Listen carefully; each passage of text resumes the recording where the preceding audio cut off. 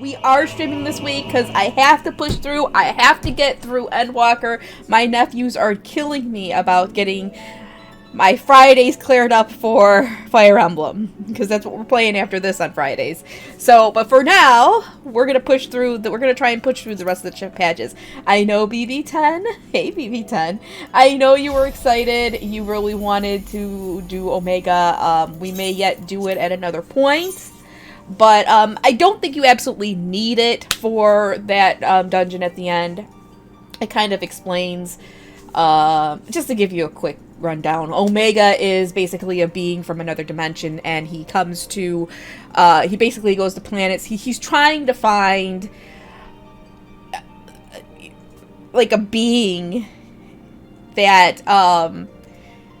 he's trying to become stronger and stronger and stronger as a being, and, you know, he's trying to find beings to attack and stuff so that he can get stronger and stronger, because he learns from everybody he fights, and he puts you in these simulations where he's learning about, you know, your abilities and everything, so he can learn to be better, and then you find out he's from another dimension, and then you find out that he actually is, all the dragons on Eorzea, they're from another planet, a planet that he destroyed, and who was it? Midgard Sormer had actually fled that planet with his clutch of eggs, and that's where they came from. So that's kind of what Omega storyline is. So, as you can see, I've been working on my my warrior. I want to get him.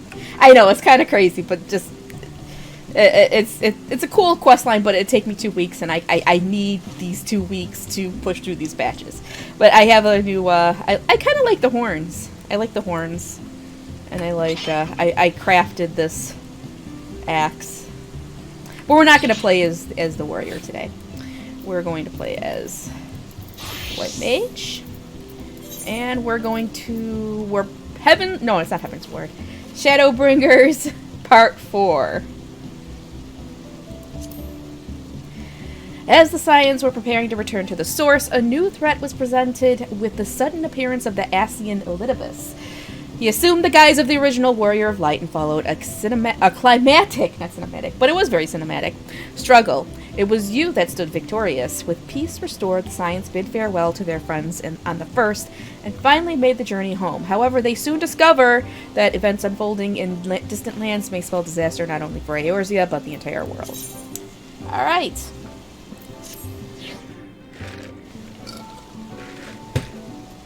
And yes, there's ice today, but it's actually a strawberry dragon fruit coconut refresher, which is basically Dunkin' Donuts' version of the pink drink from Starbucks. But it's very good.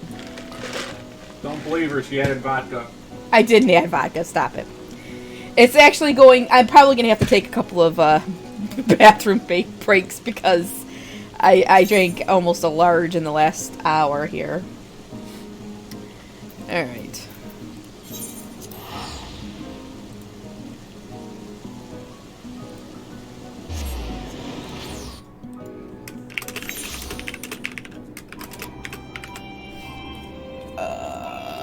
Let's see.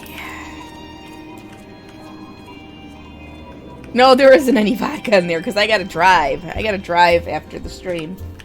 So, I am not partaking right now.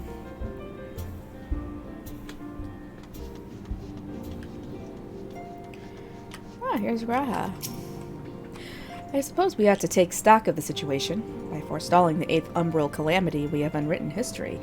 The future now lies beyond my ken. No one can say what awaits, but so long as we stand together, I doubt not, but that we can overcome all trials. We have always done so, have we not? Well... Show him your wind-up mistle? I didn't see this before.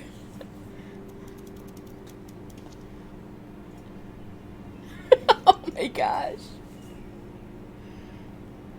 Well now, I have my suspicions as to what this is about, but would you be so good as to confirm them for me? Aye, just as I thought. They went ahead with it after all. The artisans of the mean had come to me with a proposal, you see. In celebration of the knight's return, they asked how I wished to be commemorated, on a coin or as an automaton. Neither, I replied, for all the good it did. They knew I would have been embarrassed. It makes no difference what name they give it. Yet they still did it.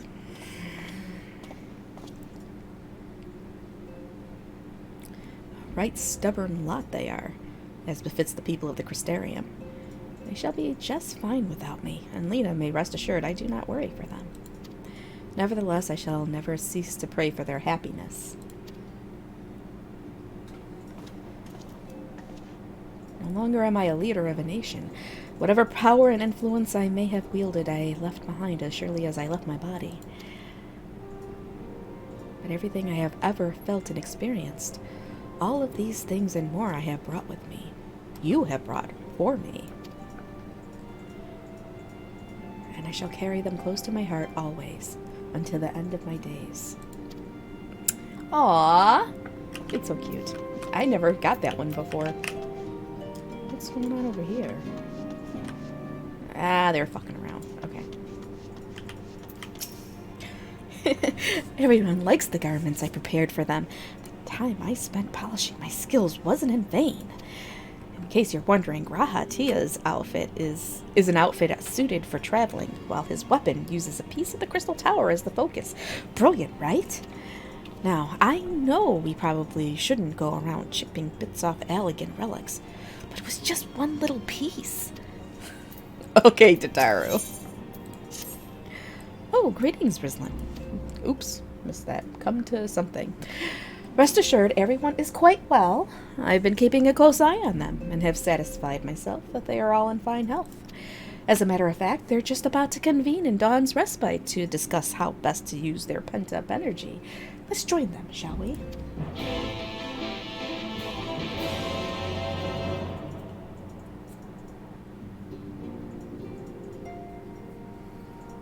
Well, my friends, now that we have all settled back into our bodies, it is time we resumed our duties in earnest. Let us speak of our plans. Ever since the Emperor's death, it's been one unsettling rumor after another. I've a mind to pay a visit to Garlemald to ascertain the truth of the matter. A prudent endeavor. 'Tis of the essence that we establish the full extent of the threat, not least if it should prove that Xenos doth indeed orchestrate events from the shadows. In light of which possibility, I shall accompany thee on thy mission. Be assured that thou shalt find me more a help than a hindrance. Thou requirest another to imbue thine ammunition, dost thou not?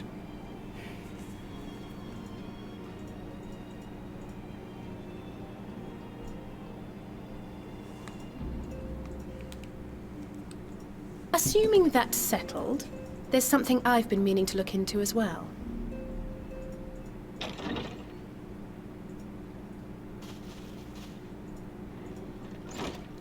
Welcome back, everyone! Please.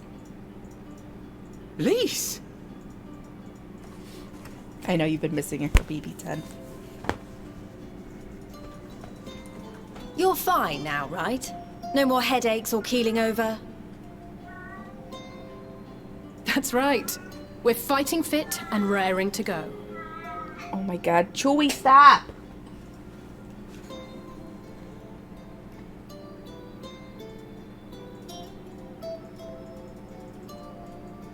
The famous Lise Hext, former scion and hero of the Alamegan resistance.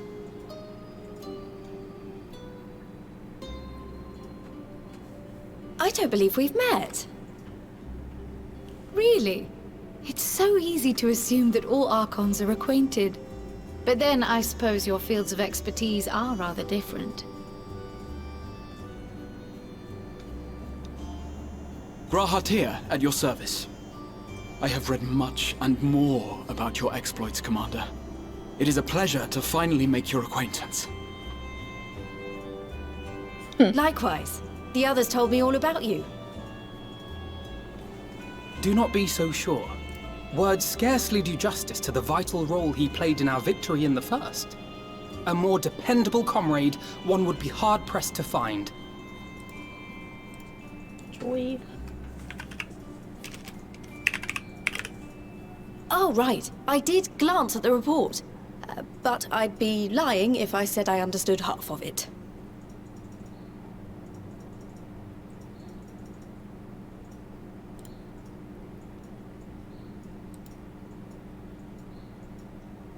Now he's just laying right in front of me on my desk. Oy. Well, that's a lot to take in.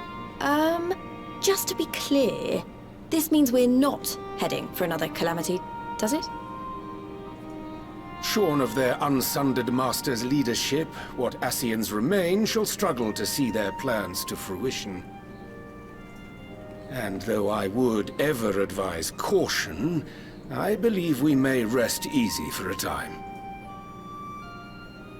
I'll take that as a yes.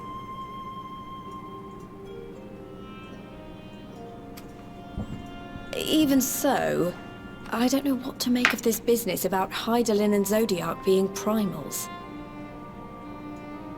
A difficult truth to bear, yes. But at last we understand the nature of our adversary. And if there are no further calamities, neither will there be rejoinings, meaning Zodiac will never regain his full strength. Even so, as the oldest and mightiest of primals, he remains a force to be feared.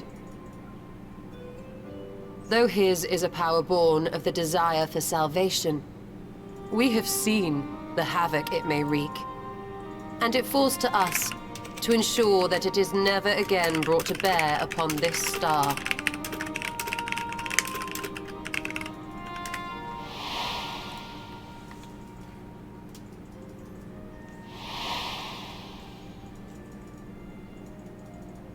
But tell us, Lys, to what do we owe the pleasure of your visit? What do you mean? Isn't seeing my long-lost comrades reason enough? Alright, there was one other matter. Of course. I have a message from the Alliance, and before you ask, yes, it's about the Empire. It's always about the Empire. So, after Emperor Varys' assassination, it seems his cousin Nerva made a bid for the throne. The trouble is, he wasn't the only one with designs on it, and it didn't take long for a civil war to break out. And it's not just in the provinces. Early reports say huge swathes of the Imperial capital have been reduced to rubble. The Alliance will soon convene in Alamigo to decide on a course of action, and we were hoping you'd come along. Well, as it happens, Urianger and I were just this moment planning a little trip to Garlemald. And we should be grateful for any advice the Alliance can provide on how best to make the most of our visit.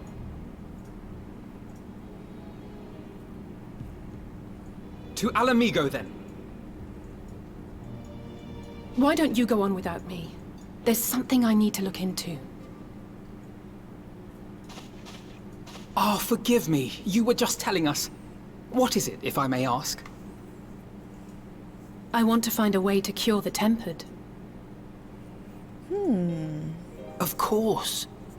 You think it may be possible to adapt the treatment you used to help those corrupted by the Sin Eaters? I'm sorry, a cure for tempering? But that would change everything. Alizé, consider yourself uninvited. Go and find us this cure. I'll do my best. I was hoping you might join me. Don't worry if not, though. I won't hold it against you if you'd rather attend a stuffy meeting. Really, Alizé? Well, I like stuffy meetings. Well, what meeting? Lead on. She better be leading me to Gabu. Yes. I knew you'd say yes. I'll come too. If you don't mind, that is. I feel like Grahaz turns into like a little puppy dog. Seriously. What is with the straws on the floor? Mind? I'm sure they would be glad of your company. Pray, enjoy your time together with your hero. My No. That's not... I mean, I simply thought my knowledge might be of some use.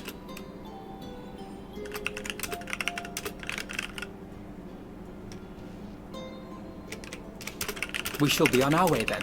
Godspeed.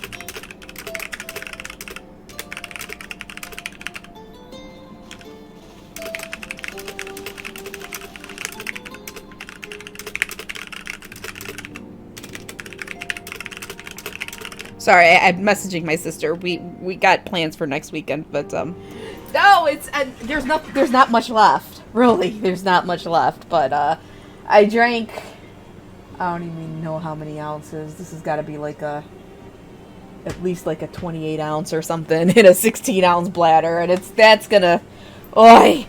Chewie, get your head down so I can see. So. Alright, stock here. When Ishtola is about, one cannot afford even the slightest slip. Okay, I don't know how many milliliters, alright? It's big. Don't worry, I can say with complete confidence that Graha is dressed for anything.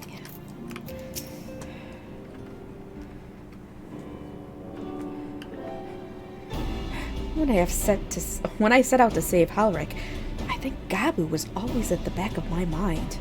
And having proved that the light corrupted are not lost, I am convinced that the same must be true of the tempered. Similar to those corrupted by the Sin Eaters, the ether of Gabu's soul has been rendered stagnant. And though the root cause is different, perhaps the solution is the same. It is by no means an unreasonable hypothesis, I would say, and it warrants full investigation. If there's even a chance we can save Gabu, we have to try. But however much I'd like to race over to Limsa and set to work, there's no room for recklessness, not when a child's life is at stake. And I'm sure Beklug would remind us, we still know little and less about the soul. Any number of things could go wrong if we don't exercise due caution. And so, before attempting anything, we should learn all we possibly can about tempering. There's just one problem. Research into the condition has long since ground to a halt, and the combined work of the many scholars involved doesn't exactly amount to a wealth of knowledge. Not of the modern scholars, perhaps, but what of their ancient counterparts? I know the Alligans took a more than passing interest in the subject. We seek it, and what if we seek is to be found out? Oh man, I can't get this line. And what? Yeah, if you guys, I'm not even drinking today. And if what we seek is to be found anywhere, it would surely be at the Etherochemical Research Facility, where they experimented on primals and their worshippers. Yes, good thinking.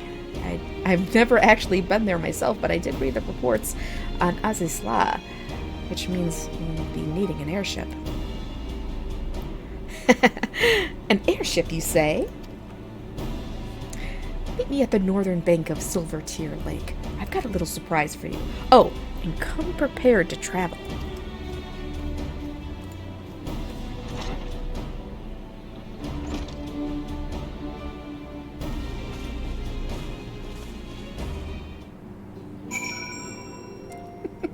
Hold on a second.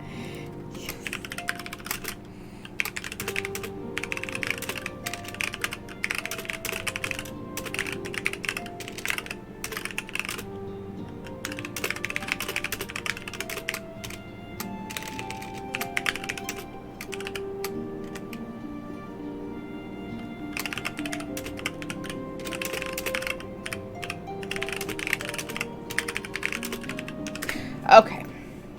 So here's the thing is, my sister, they live up kind of, not really in like the countryside, but they found a chicken in their yard yesterday and nobody has come to claim it, so now they have a chicken.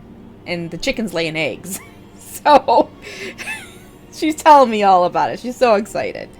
So, alright, so we gotta go to... Alright, we gotta get out of here. Yeah, she literally is sending me pictures. They built a little, like, coop in their yard, and they didn't know if it was a girl or a boy. And then they woke up this morning and saw that there was an egg. An egg. She laid an egg, so clearly it's a girl. No, I don't want to go to the solar. But we're going to be out there next weekend to celebrate her birthday. My sister's birthday, and so she's like, well, maybe we'll have fresh eggs for breakfast. I'm like, I am not gonna say no to that. I'm not gonna say no. Okay.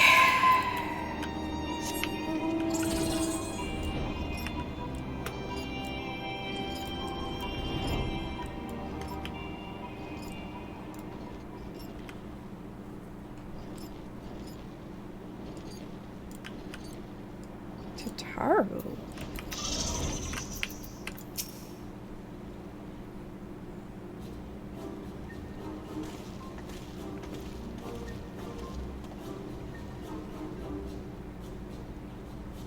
What is going on here?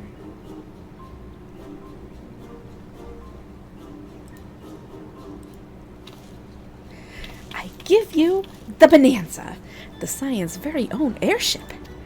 I built her as a company project with help from our friends at the Rising Stones and named her for luck and prosperity. Tataru, this is amazing. We'll be able to fly just about anywhere we want. Our garments are impressive enough, but to build an entire airship, I see the annals did not exaggerate the many talents of the Science's fabled coin keeper. I did also introduce myself as your pilot, except the training didn't go quite as I'd hoped. But that's all right, because we've hired this capable fellow here instead.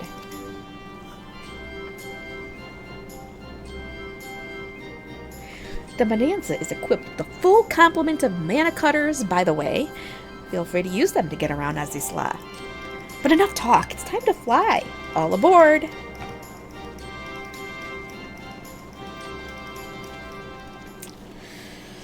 To Azisla we go.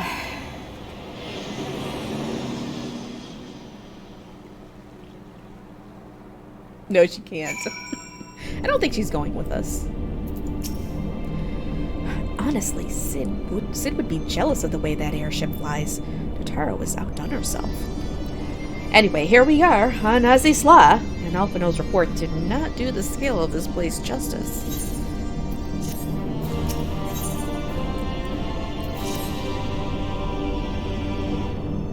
This appears to be Helix, which means we stand in the Alpha Quadrant. To the east lies the Beta Quadrant, and... yes, I believe I have my bearings. Though this is my first time on Azisla, I do have some familiarity with the place thanks to the records in the Crystal Tower. Unless I am mistaken, this path leads to an aetheryte, beyond which there will be an information terminal. I suggest we begin our search there.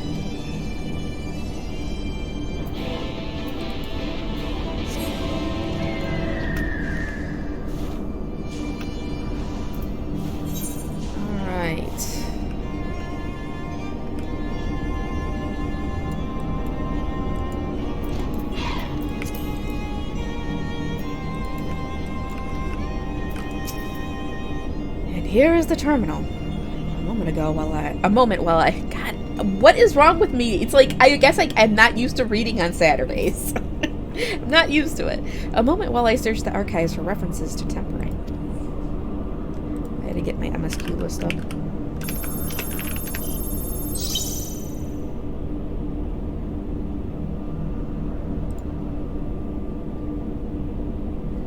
Ah, there we are.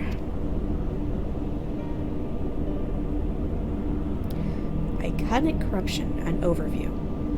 That sounds promising.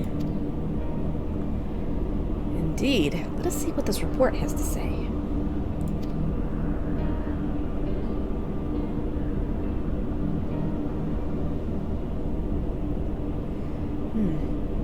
Confound it.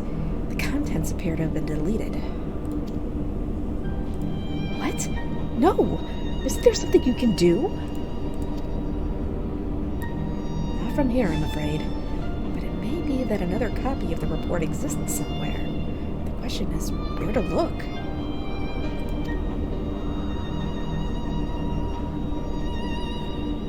It says here the report was written by someone named Owen. Is it likely that he kept a copy? I would say it is a distinct possibility, assuming he was a researcher here. He will have had headquarters in the Hemisphere. We can ascertain the details at Hemisphere Control. Let us return to the Bonanza and avail ourselves of the mana cutters. We will need them to reach our destination. I forgot. You already have a suitable means for transport, don't you? No need to waste time accompanying us back to the ship, then. We'll see you at the Hemisphere. Alrighty, then. To the Hemisphere we go. On my peacock.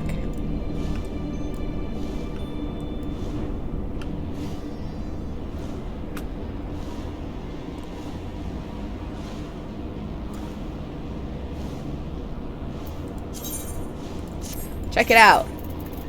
I've been busy the last week, BB10. Check it out. I only got one spot left in this bag. I'm gonna have to move these guys out of here, and I might have to start moving my stuffed Bombacos out. I'm running out of room for my stuffed alphas. I know.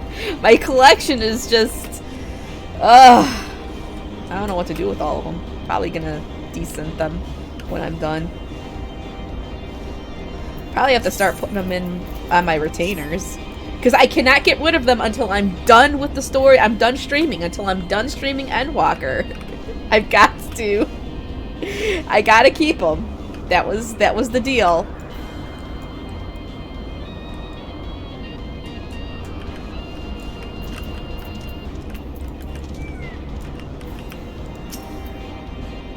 Bzz. Welcome to the Hemisphere Control. How may I assist you? I don't know. How may you? Mana cutters appear to be ironworks made, but I dare say Tataru will craft her own soon enough. Well, if the late Owen did indeed have a chamber here, this note will be able to tell us its number.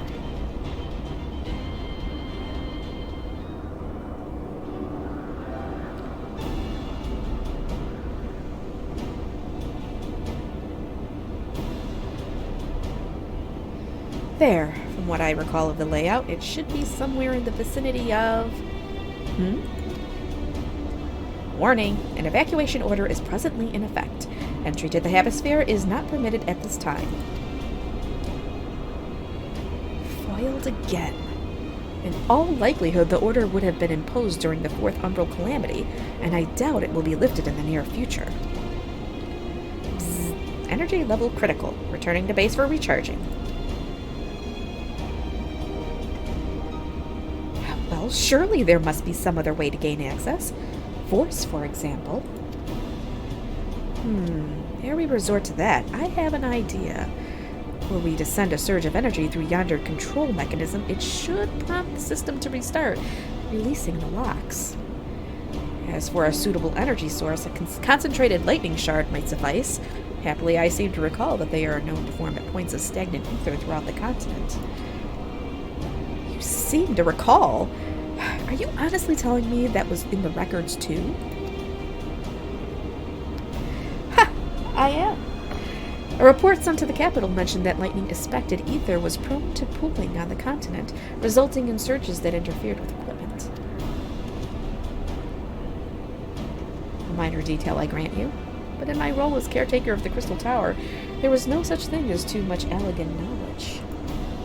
Besides, my studies helped me to feel connected to the source. To whom? I must have explored this facility 1,000 times in my mind. To finally stand here with the two of you, it is more exhilarating than I can well express. Now then, the lightning shard. If I may, I suggest we split up and search the beta quadrant. Oh, but beware of sprites. They are wont to manifest where the ether is stagnant. Now you're just showing off, which You think we should make a contest of this? The first to return here with the shard wins. What do you say?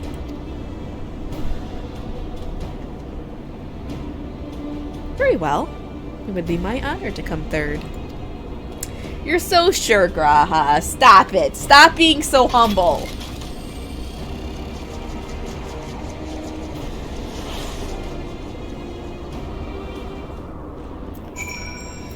Alright, so what quest are we on? We are on the Wisdom of Alag. Oh, it's only the second quest. We got a ways to go. We got a ways to go. And I'm probably gonna have to go to the bathroom again soon. I can't help it. There's too much drink. I don't know what I was thinking in getting a large. Way too many ounces. Or onzes. Onzes is in the game. That's the name of, that's the liquid measurement.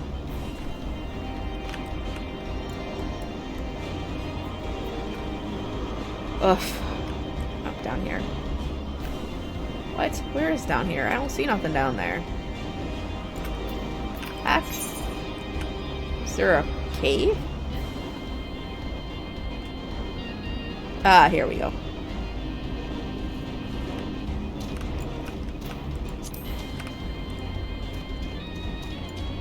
Am I supposed to... Oh, stagnant lightning.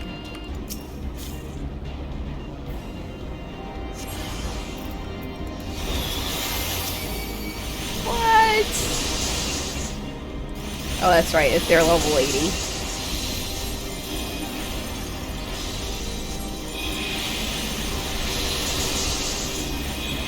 Time for some holy spams.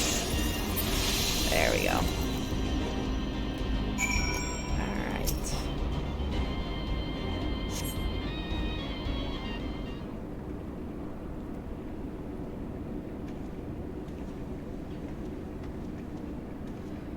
Bravo! That was quite a show, adventurer. Why, the spectacle proved so enthralling that all thoughts of the prize slipped my mind.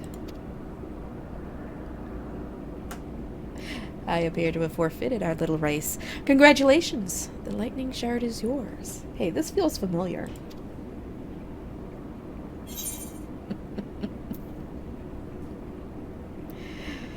What? No dramatic entrance. You've changed.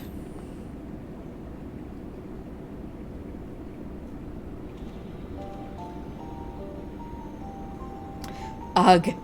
You remember that? In my defense, I was caught up in the moment. It isn't every day you meet an honest-to-God's hero, after all.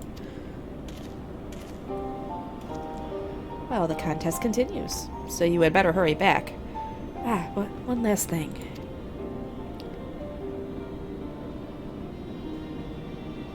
Thank you, Rislin, for bringing me here.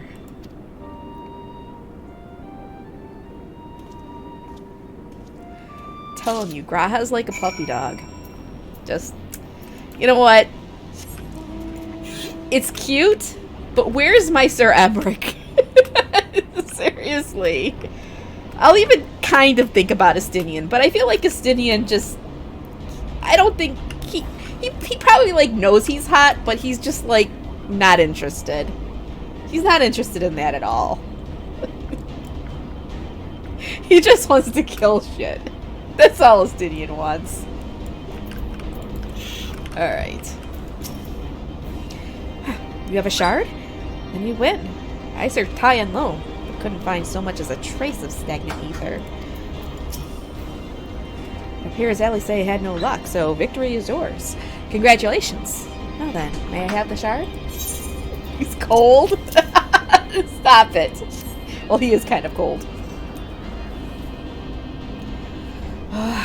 What is it that makes you so much better at finding things? What do you have that I don't? Well, I have a little mini-map here with pointers. That is a question I too have asked myself on numerous occasions. I suspect we could both learn a great deal from Rislin, and not only about the secrets of adventuring. But come, we should attend to our mission.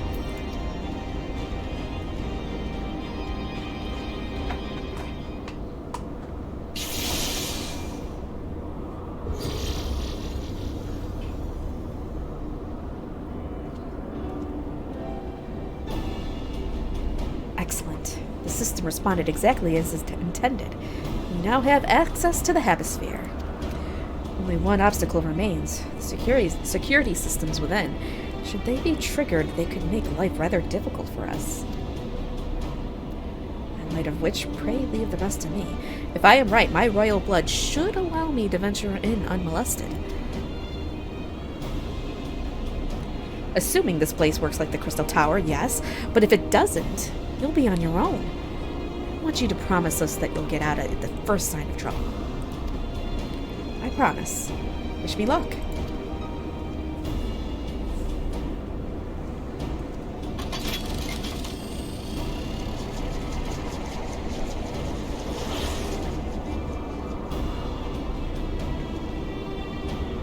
Well, nothing for it but to sit tight.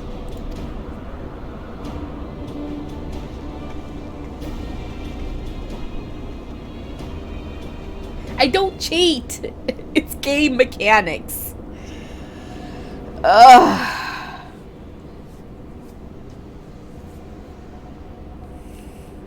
This also feels familiar.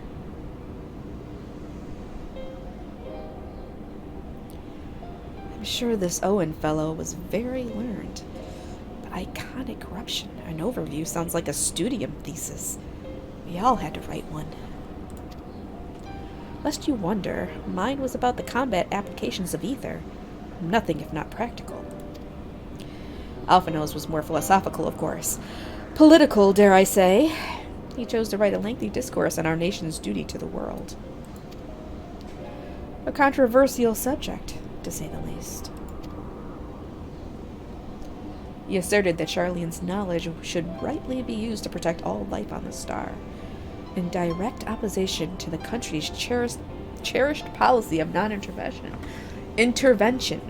Being a leading member of the Forum, our father was not happy. At the time, of course, Alphino was utterly convinced of his views and would cheerfully argue to the death with anyone who saw things differently, by which I mean the rows were long. To be fair to him, though, he's since learned to be a little more open-minded, but deep down he still holds fast to that one belief, and I admire him for it.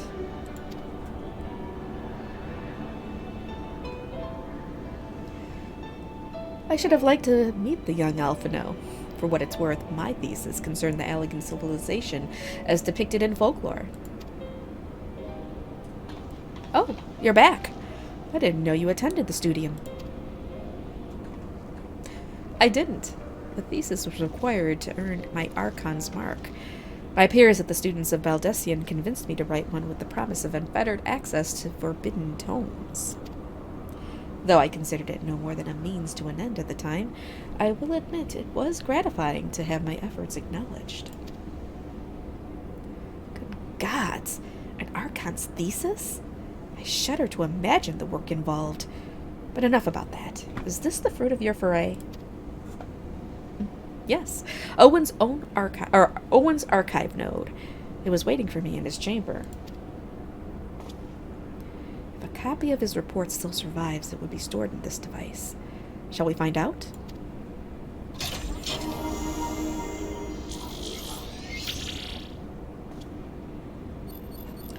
Blip. Initializing. Scanning for registered user. User not found. To proceed as a guest, please complete biometric authentication.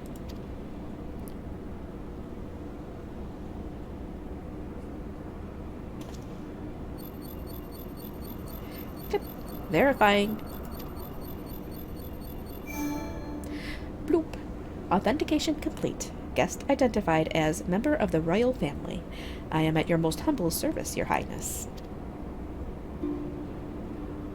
It never ceases to amuse me. 'Tis but a pity the effect will not last forever. Doga and One said as much when they granted me this gift, but until such time as it fades, I shall use it gratefully. Search archive for iconic corruption. Searching. Bloop. One item found. Iconic corruption. An overview. The report is locked by the author. Please state password. Well, go on then, Your Highness. Tell the nice node the password.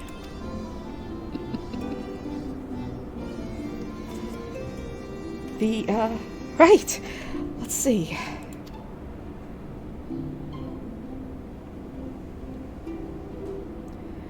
Glory be to Aleg.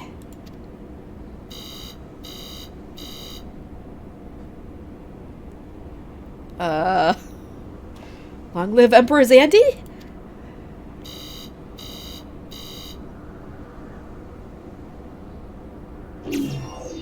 Blip bloop. Password incorrect. Please try again. Confound it. Come now, passwords are invariably short and simple. For instance...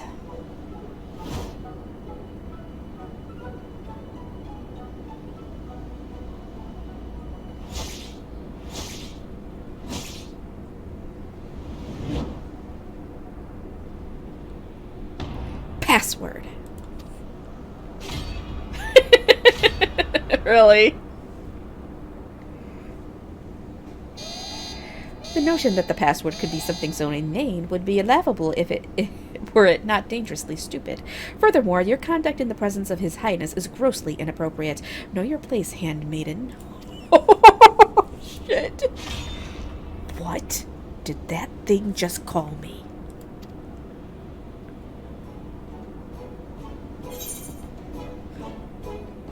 Wild Rose?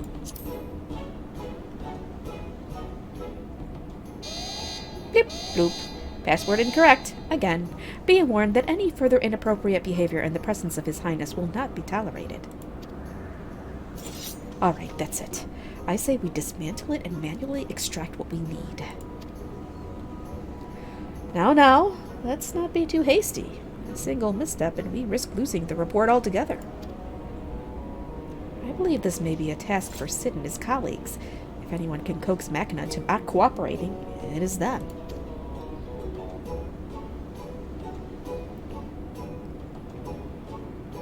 Come, let us bear the node back to the Rising Stones. I knew Alice say. Oh, just you wait. Just you wait. Next patch, there's a scene with Alice that you were gonna love. You're gonna love it. Oh, I forgot. We get to see Sir Emmerich again. And I don't know what it is, but, like, it's the same voice actor, but it sounds nothing like him, and I hate it. I hate it. Just don't give us... If you're gonna not sound like Sir Emmerich, like he does in, like, Heavensward, then just don't talk. Really? Don't talk. I want to get some fresh air in the house. But, the neighbor is, the neighbor is using his... I don't know. He's using his leaf blower. Alright. You'll see, and I hate it. Oh, man. Okay. Fine. Now let Sid try his hand first. If that doesn't work, we're doing it my way. Threat detected. Yeah, Alice is the threat. Surely for oil. What? No, he's got a leaf blower.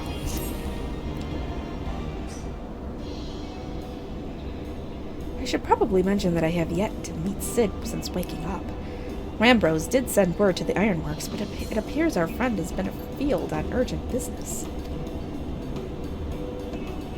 Nevertheless, I assure you, my proposal to seek his help is no pretext, however much I might look forward to seeing him again. Him and everyone. So come, let us be on our way.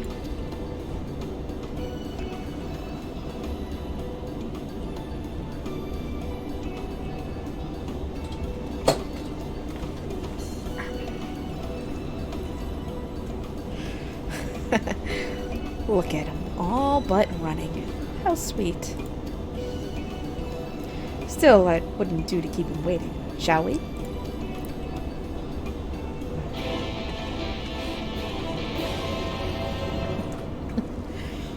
Did you just sit on Chewie? I did. Oh, poor Chewie. Alright. Back to the Rising Stones.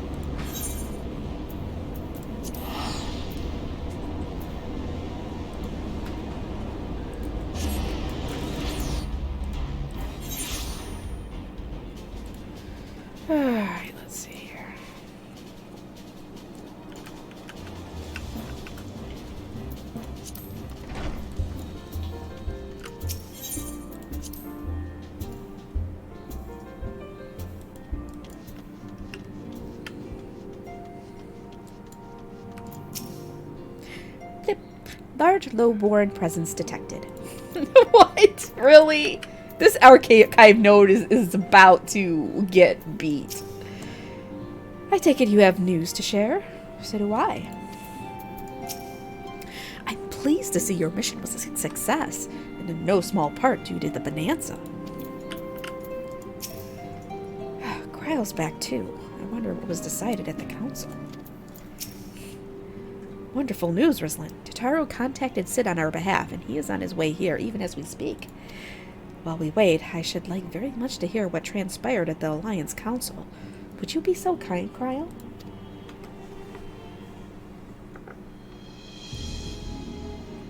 Well, as you know, the meeting was convened to discuss how best to respond to recent events in Garlemald.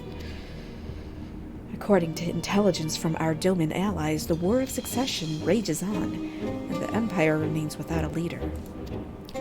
Amidst the chaos, the Imperial legions in the provinces have begun to move independently of the motherland. Of greatest concern to us is the Third, a legion aligned with Lord Nerva. It appears they have received substantial financial backing from House Brutus.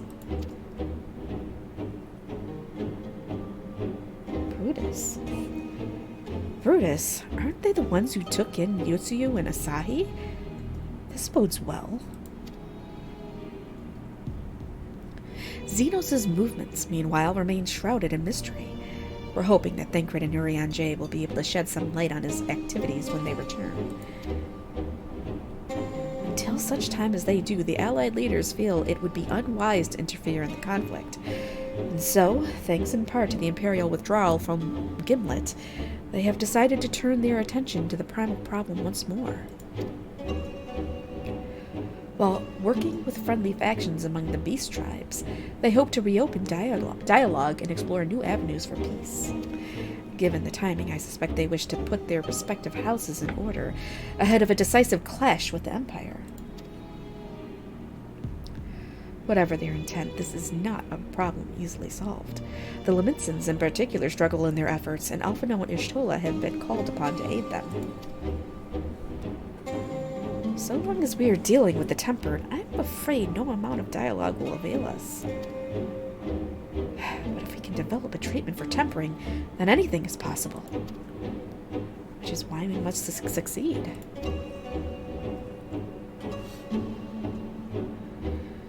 And on that cherry note, why not make yourselves comfortable in Dawn's respite? I'll show Sid in as soon as he arrives.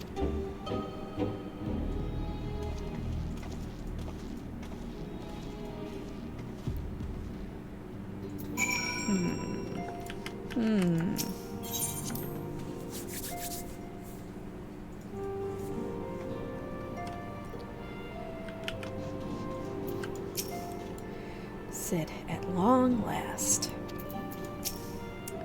Blip bloop. Warning, His Highness is exhibiting elevated blood pressure. He's excited!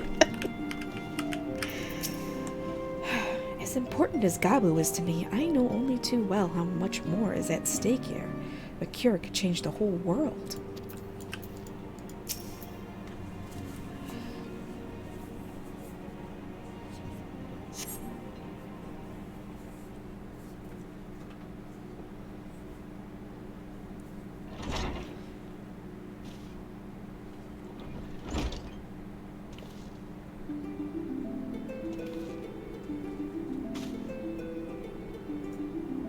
Sid.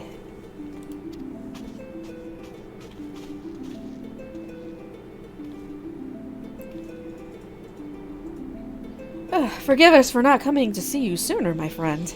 As you may have heard, we've had our hands full. In our defense, you are up rather early. I was under the impression you'd be slumbering a while longer. Oh, I would have been, had you not fulfilled your promise. I still struggle with that idea.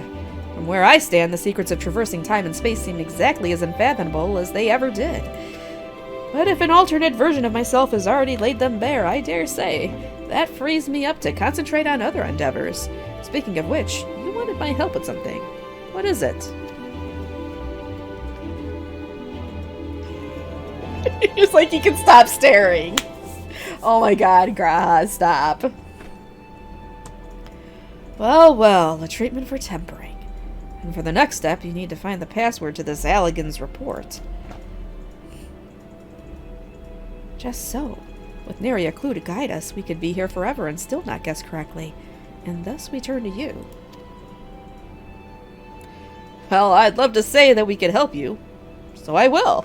Once suitably configured, a Magitech terminal should make short work of identifying the password. I knew I could rely on you. Now, anticipating that it might be of use, I took the liberty of borrowing a tombstone from Rambros. It contains an Allegan dictionary.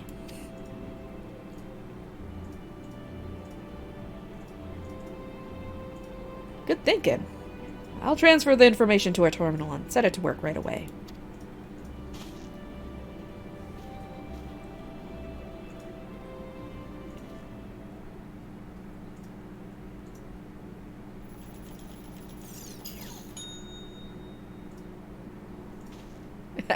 I like how it dinged like a timer. Ah, looks like it's finished. Let's see. Freedom. The password is freedom. Huh. Short and simple, just as I said. Would you care to do the honors, Your Highness? I would, milady.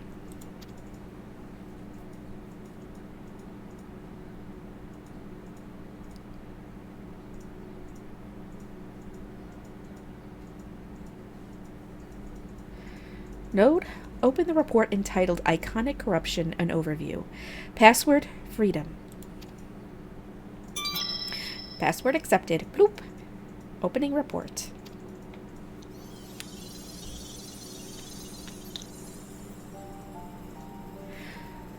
This report seeks to provide an overview of the mechanism by which icons corrupt and bind men to their will.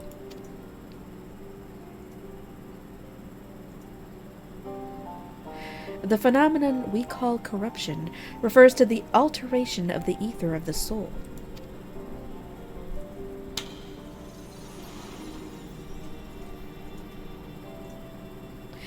Said ether ordinarily exists in equilibrium, no one element being more prominent than another.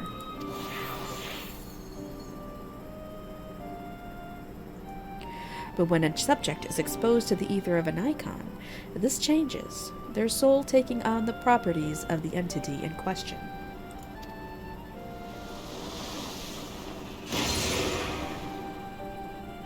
By way of an example, exposure to the ether of the fiend Sephiroth would cause a subject's ether to become aligned with the element of earth.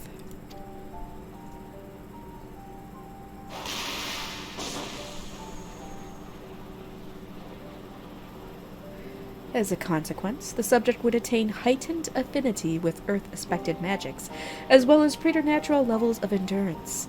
Repeated exposure would further enhance these traits, ultimately altering the subject's very flesh.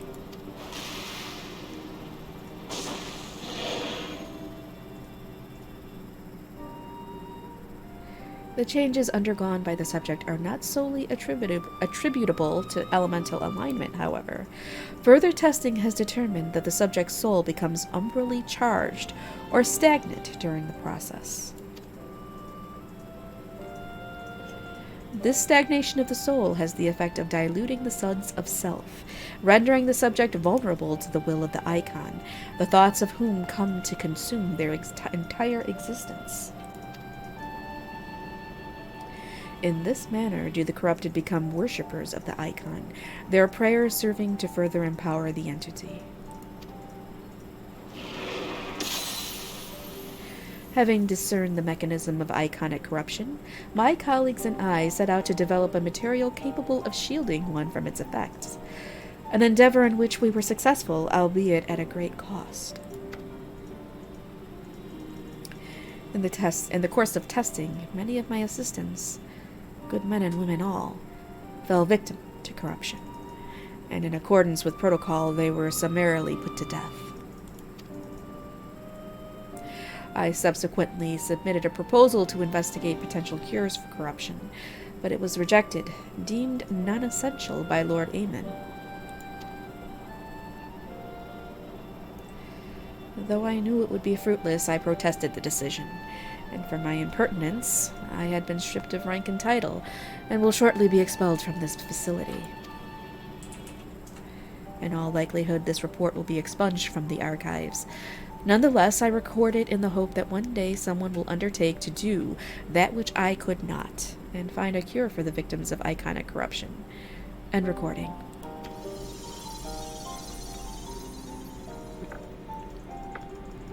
So not even the Elegans were able to find a cure. Or rather, were not given the chance to do so.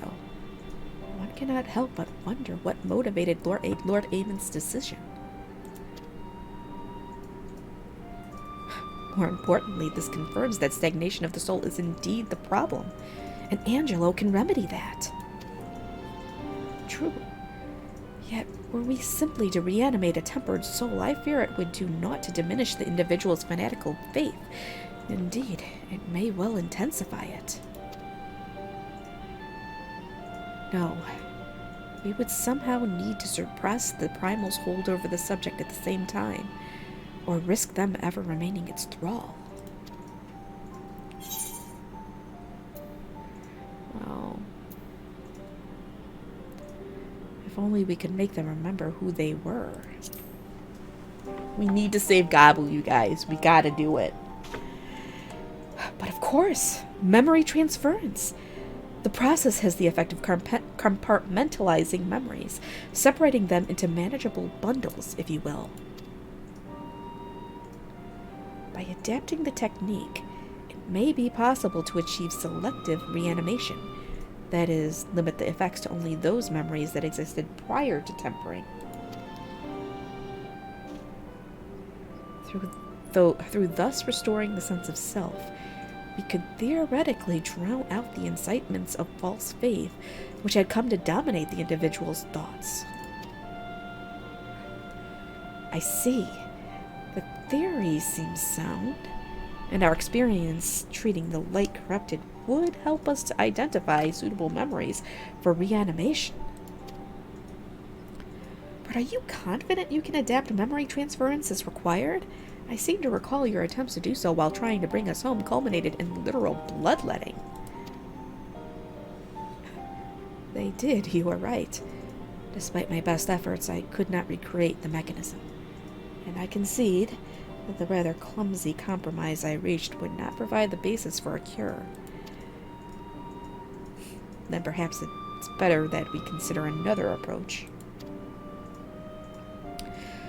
Your doubts are understandable, but this time I believe we have reason to be confident. You see, nodes such as this were built with the ability to simulate magics. Which leads me to believe that it may be capable of performing simulations of the transference technique. If so, we would be able to conduct years' worth of tests within the space of a few days. In theory, it would be no different from how we identified the password. But it'll take more calculating power. A lot more.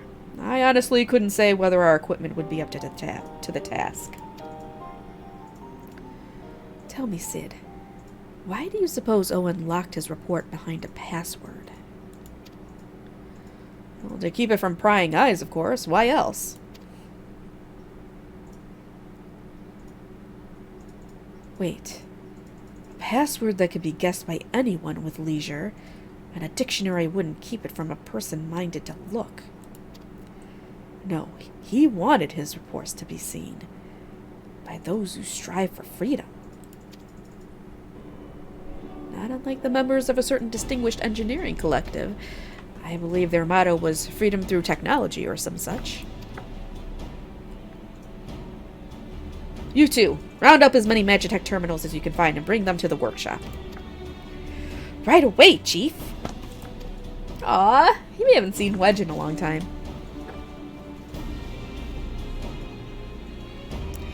Things are about to get very busy. Lucky we have you to help, eh?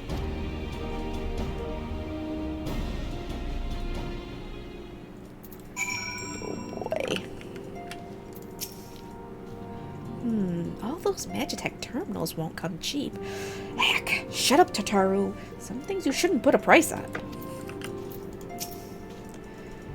As with our first foray into the labyrinth of the ancients, we seek to venture into the unknown. And in order to succeed, we require not only knowledge and preparation, but daring besides, just like old times. We're getting there, Rizlin, one step at a time. Suffice it to say, I shall be of whatever help I can. Right, while Grahatia and I configure the terminals, I want the rest of you to procure supplies. Namely, ceruleum to fuel the terminals and ice shards to keep them cool. The more we have of both, the better. The better. Leave the ice shards to me. I'll round up some adventurers and go on a gathering spree. In that case, I'll trust Rizlin and Elisay with the ceruleum. Here's a promissory note for each of you.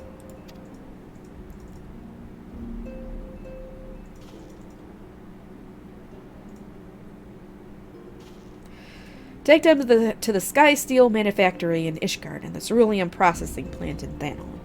People there will give you what we need. Yours is a well-known face in the Holy See, I believe. If it's all the same to you, I'll head to Thanol.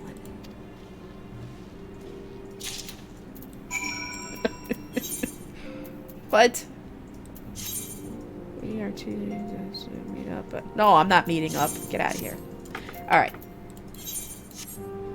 Time to go see Sir Emmerich. Time to go. You better be ready for this, BB-10. Better be ready.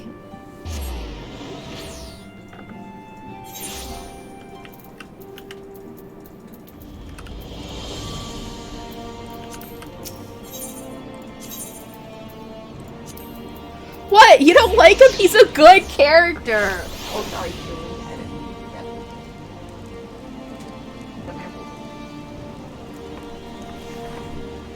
He's not moldy. I mean, his voice is horrible now, but, you know, he's not moldy.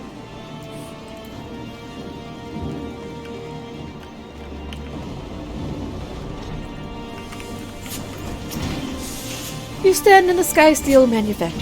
What is it you require?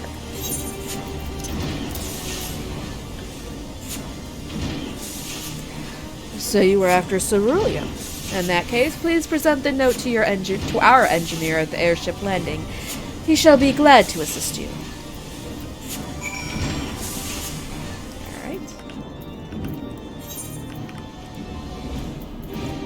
Alright. The Athenium Astrologicum.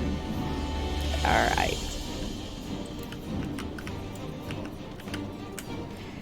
It's been a while since we've been to Ishgard.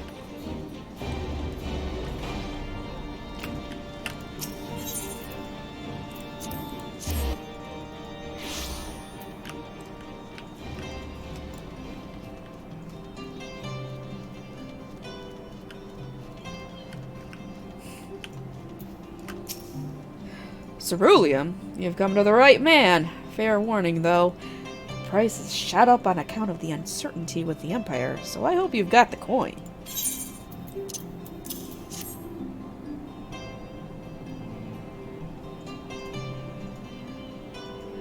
Well now, a promissory note from the Ironworks. Don't see many of these. Not that it's a problem. It's as good as gold to me.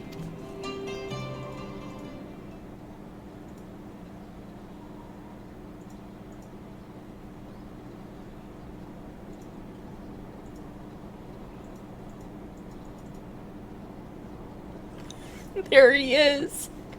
Yes. Oh, hey, it's Lucia. My friend! After the disappointment of not seeing you in Alamigo, what good fortune to chance upon you here of all places. Yeah, it is his voice. He's just way too excited. As you may have heard, the Allied nations are making a renewed effort to address the primal problem. To that end, have I invited the chieftain of the Vanu to Ishgard, that we might together plot a course.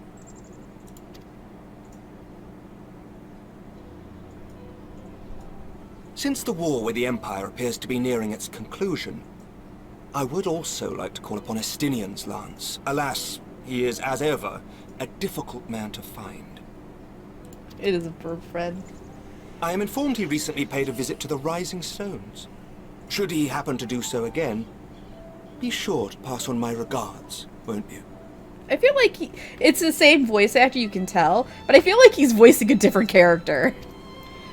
But tell me, what business brings you to our fair city this day?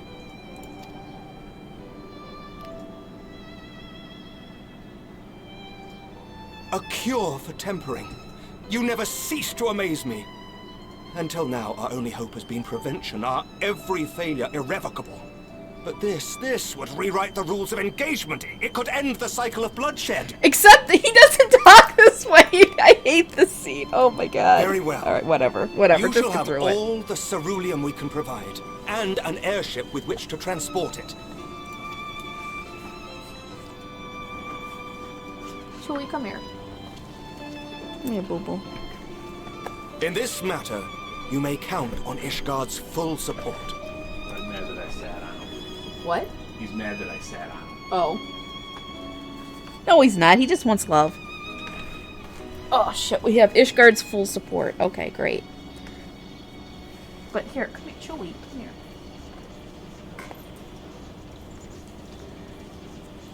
Alright, get up.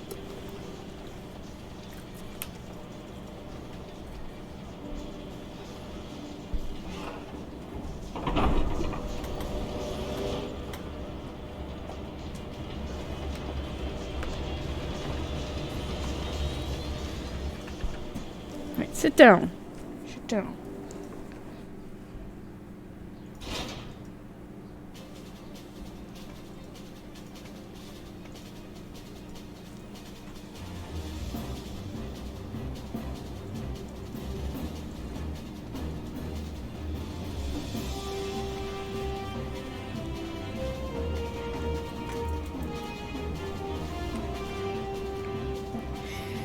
He's fine. He just wants loving. He wants attention. You want attention, boo-boo? No, he wants on my lap, but I can't play when he's on my lap. Come on.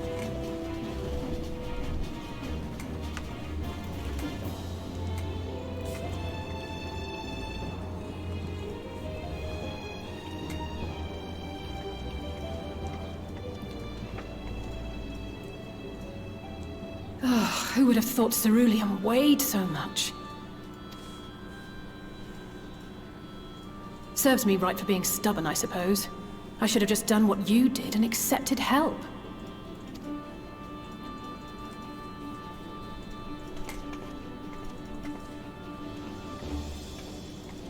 Good work, you two. This is all we asked for and more. Quite a lot more, now that I look at it.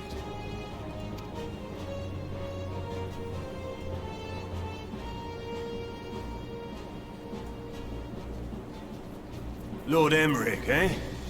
And entirely by chance. Ha! Some people have all the luck.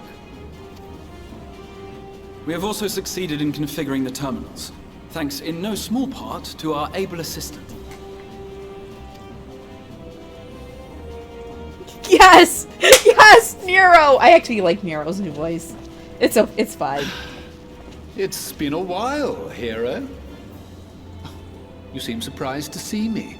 Lest you misunderstand, I've no interest in such things as cures for tempering. But if you mean to achieve that which eluded even the storied Allagans, it seemed plain that you would require my expertise. And so it proved. Is that not right, Garland? For all the effort it took to track you down after your latest disappearing act, you could find the cure for death, and it wouldn't be worth the trouble.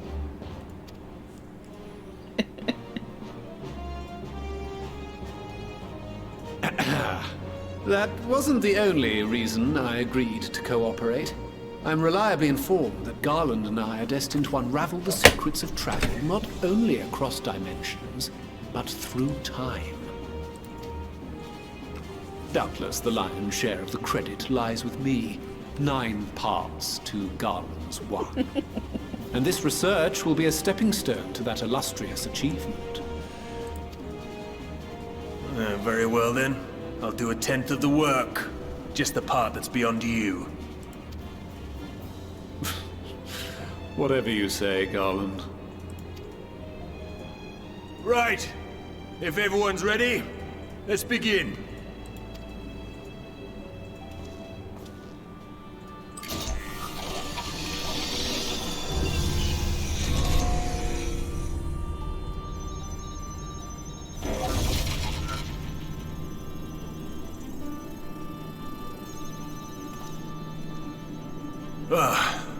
All appears to be in order.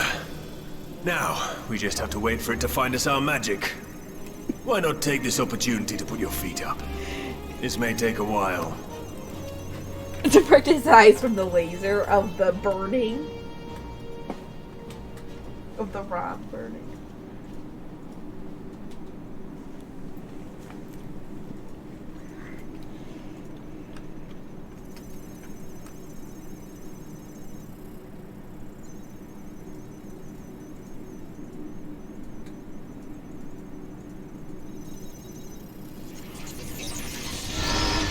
Uh-oh. Damn it. It's overloading. That's not good. Oh, shit. I don't know if you guys can still hear. She won't My last headset. much longer! Or the jack came out of my headset. You can't. Oh. What the heck? Come on. I'm getting tangled. Oh, there we go. Chief! She won't last much longer! We'll have to shut it down. Oh wait, he did say it. I didn't have to say it. I just didn't hear. Wait! We're close! So very close! Oh.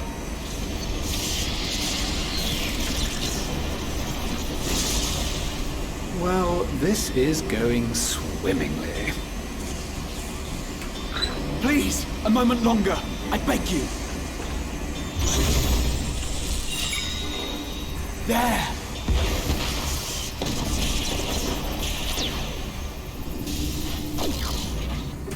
And it blowed up.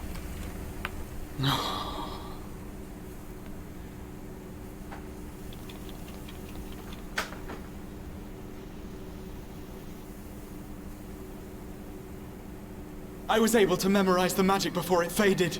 It still needs to be put to the proof, but I believe we have our cure. We do? That was fast.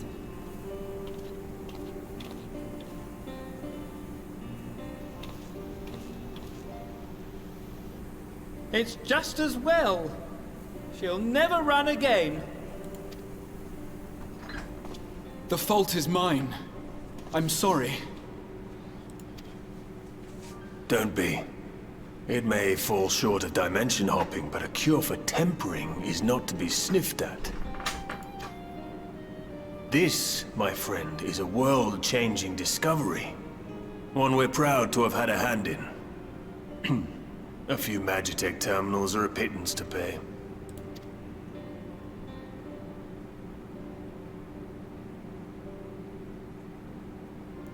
Thank you. Alright, we're gonna cure Gabu, right? Well, we've done what we can. The rest is up to you.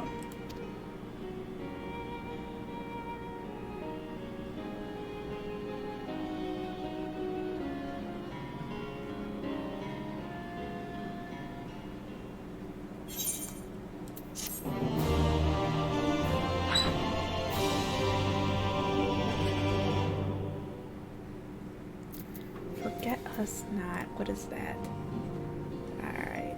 We're a couple of quests away from the next dungeon. So, we finally have it. The cure for tempering. All that remains is to put it to use. I shall be praying for your success on the front lines. In the end, we didn't have to pay for the terminals, which is great for us. I can't help but feel for my counterpart in the ironworks. Poor Wedge. Alas, the Ironworks crew couldn't linger long. Far too much to do. Yet brief though our time together was, it was bloody good to see them.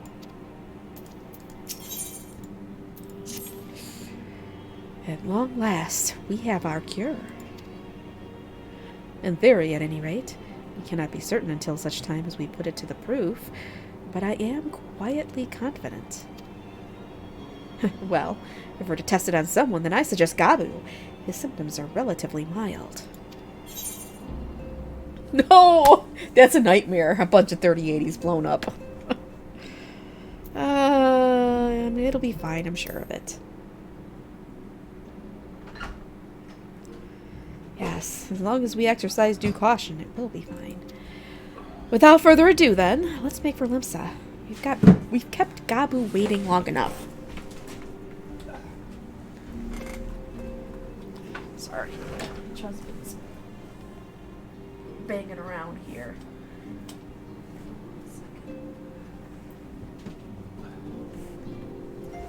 All right.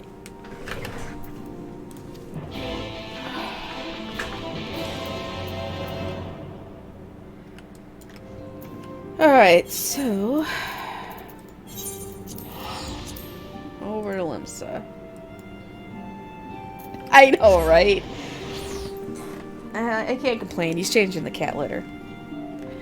So I can't complain too much. Alright, we're in Limsa. Let's see if we got any good peoples to look at. Oh, here we go. Here we go. Here you go, BB10.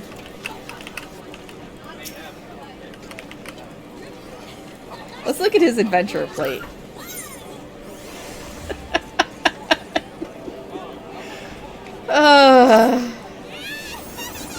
Anybody else?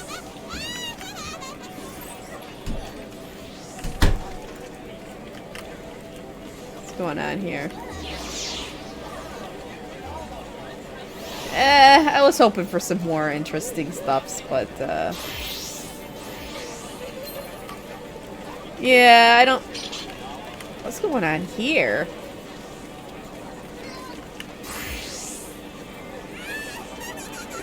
Yeah, it was a little lewd.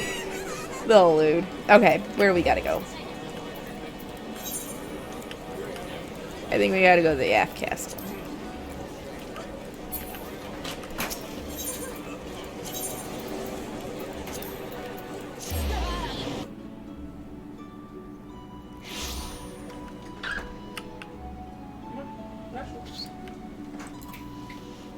This way.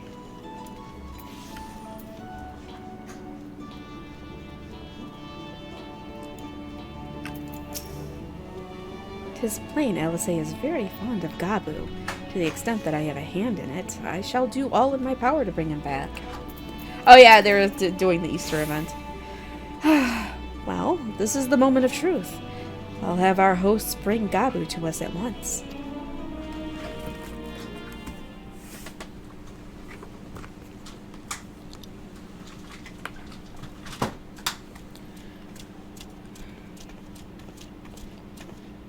Apologies for the wait.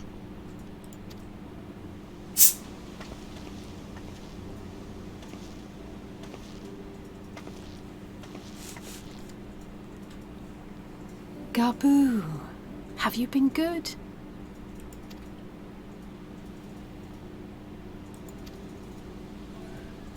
Still no change, I'm afraid. He just stands there in silence until we move him. It's all right now. We're going to help you get better.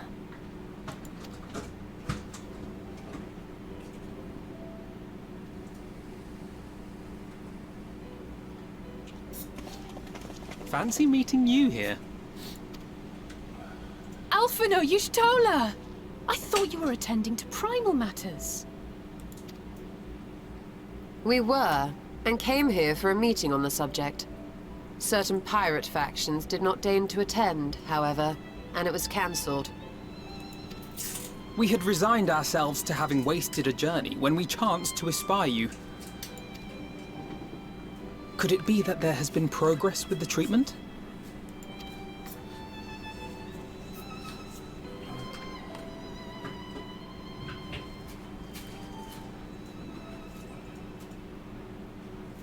Using Magitech terminals to formulate the solution.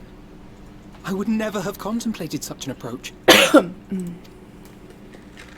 So this new magic, adapted from memory transference, would be used to purge the subject of their fanatical faith, while Angelo would be responsible for reanimating the ether of their soul. Yet I wonder at the practicalities. If one were to reanimate the soul first, it would only serve to exacerbate the tempering. Conversely, a stagnant soul would not respond to the effects of the magic. Would both need to be performed simultaneously? Ah, nothing escapes Master Matoya's inquiring eye.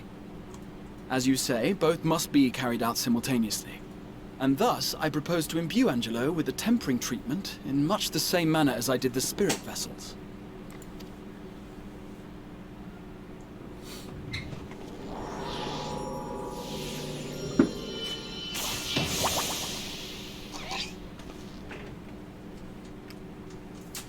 By doing so, we also spare Graha the trouble of casting spell after spell. It's really rather efficient. Be that as it may, certain difficulties are unavoidable. The imbuing process will still require no small amount of ether. And, as I can no longer draw upon the Crystal Tower's stores of energy, I will be compelled to rely on those of others. It's a lot of ether. Well, I, for one, would be glad to assist. As would I. Since the resumption of our duties, it has been naught but stuffy meetings, and I have ample ether to spare. Excellent. With your permission then, let us begin.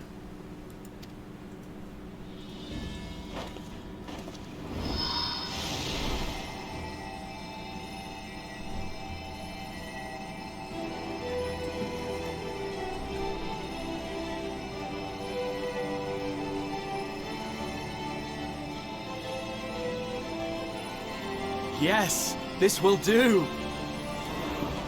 He seems a little excited there.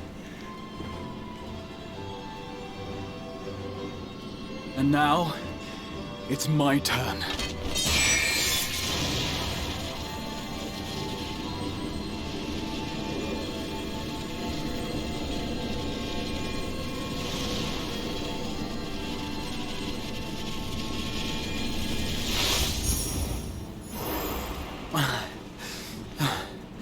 Tis done. No small amount indeed. Well, we seek to go where even the Allegans did not. It was never like to be easy. The rest is up to you, Alize. The treatment itself will take time and focus, so we will need a quiet room. I'm sure our hosts can spare one.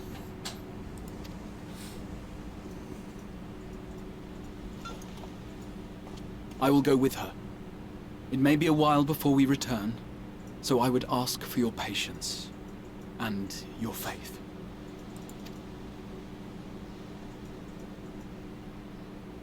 We'll bring Gabu back. You see if we don't.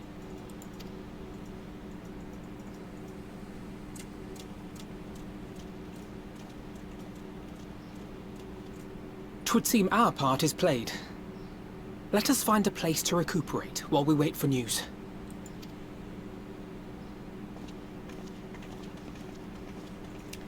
Hopefully this doesn't take too long.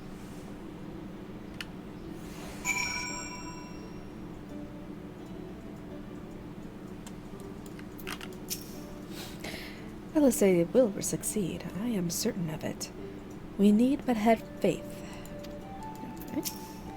Well, this seems as good a spot as any to have a rest.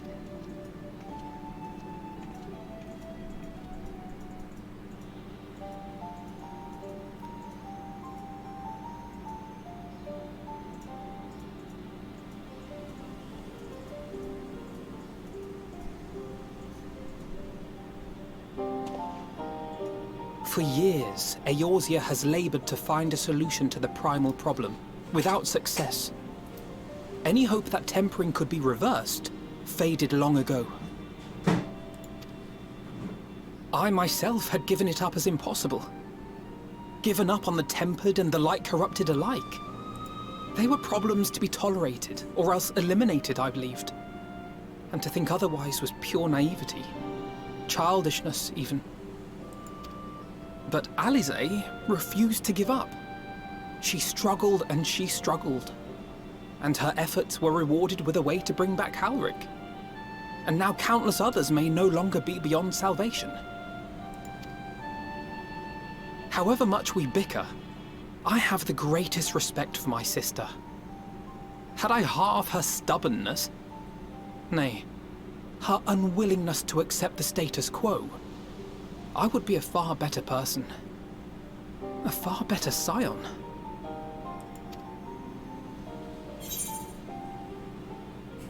Well, if it's any consolation, she's in awe of your work.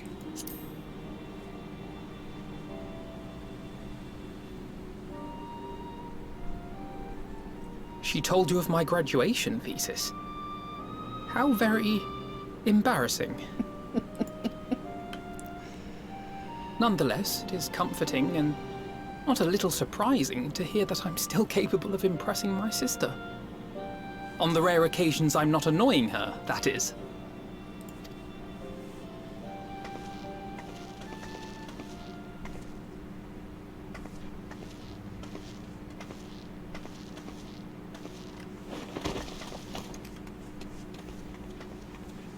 Alize, are you all right?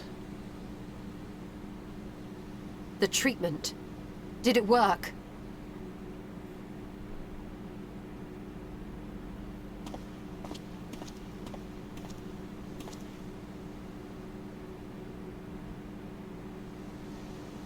I'm so glad to see you all. Delighted, happy, glad. Oh, it worked! Gaboo!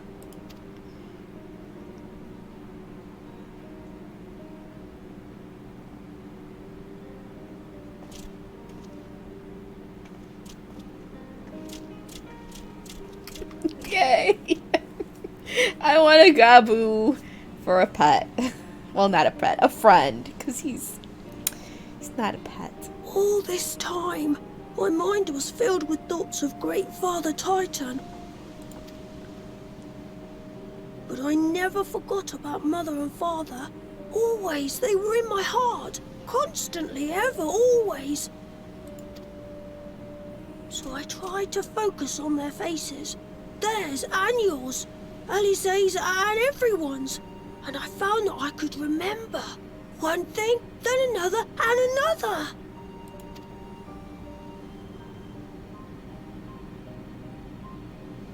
Your hopes reached Gaboo. They helped him to hold on.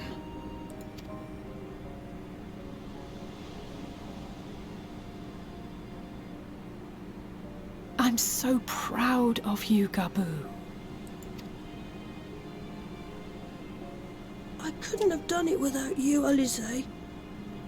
Can you help the others too? Cure them, heal them, help them? Yes, we can. All of them. It's gonna take a lot of ether, though.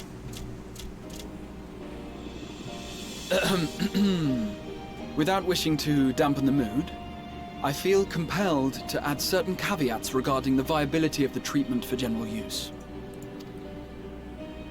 As you know, reversing the effects of tempering demands a profuse amount of ether.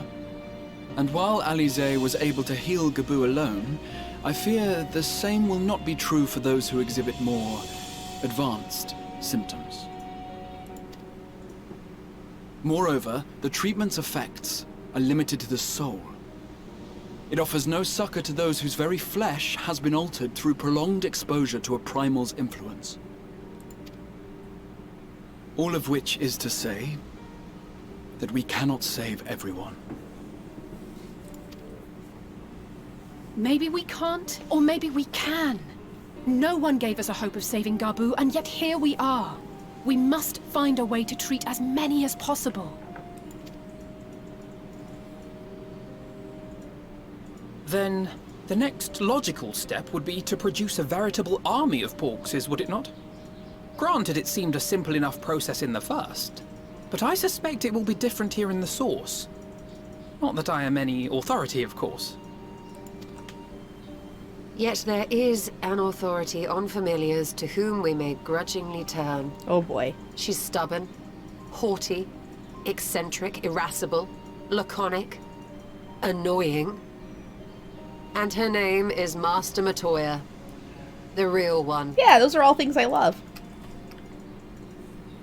I love Master Matoya. She's the best. We need I have to sassy go old now, ladies Gabu. like that. But the people here will look after you, all right? And I promise to come and visit you again soon. All right. Thank you, Alize. Thank you.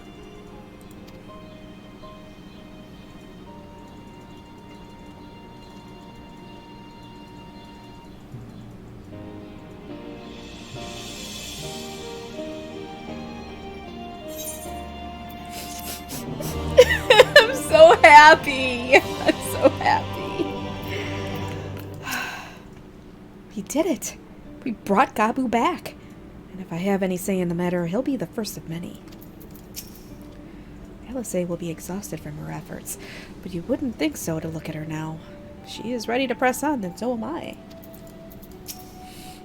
You may recall that in order to procure the ingredients for Angelo, we had no choice but to surrender ourselves to the whims of the pixies.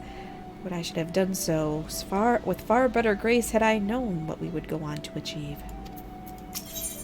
It is a happy, ugly cry. Yes, it is. And she will be at pains to remind me I have not paid Master Matoya a visit since returning from the first. But this seems as good as time as any. Come, let us make for her cave.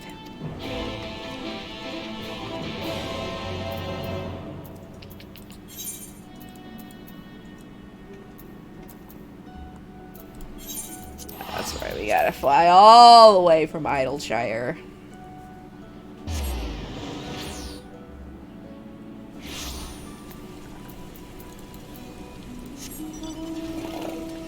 Alright, so we should be getting to a dungeon here.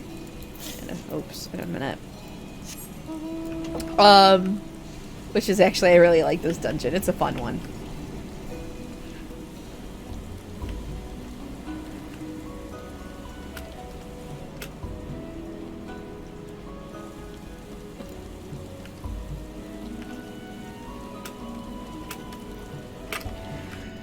Oh, we gotta fly all the way over there.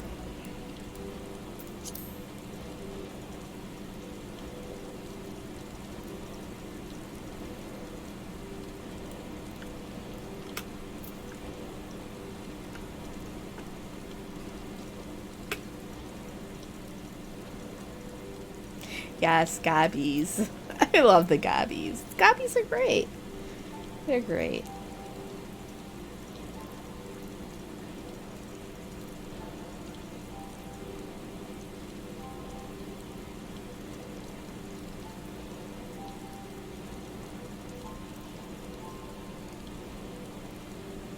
Man, it is a hike out to get to her.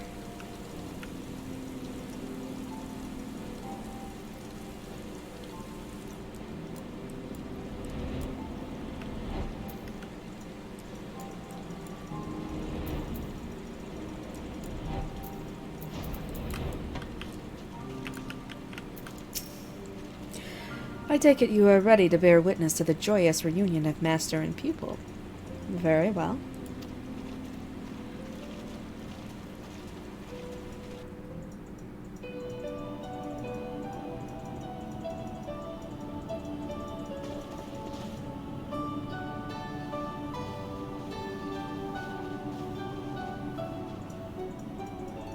Nary a word from you all this time, then you bring every man and his pirogo with you.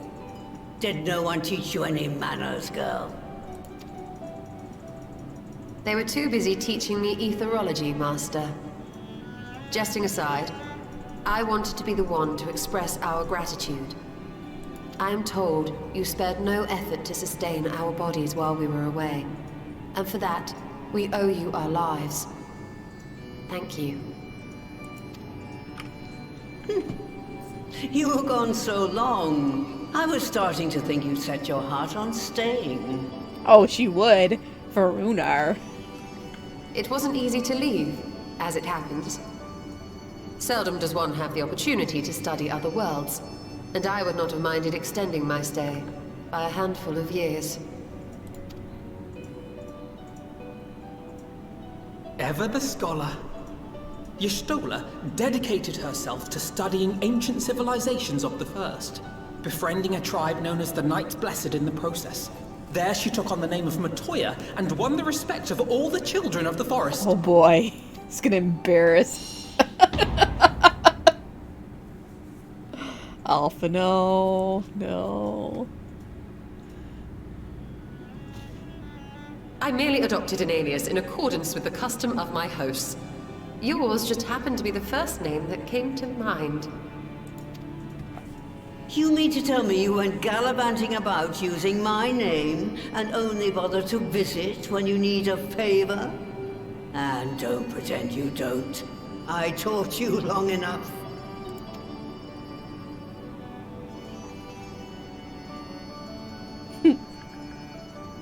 Indeed. And devoted pupil that I am, I could not fail to recall my master's sage advice. When the answer eludes you, look to the wisdom of your elders.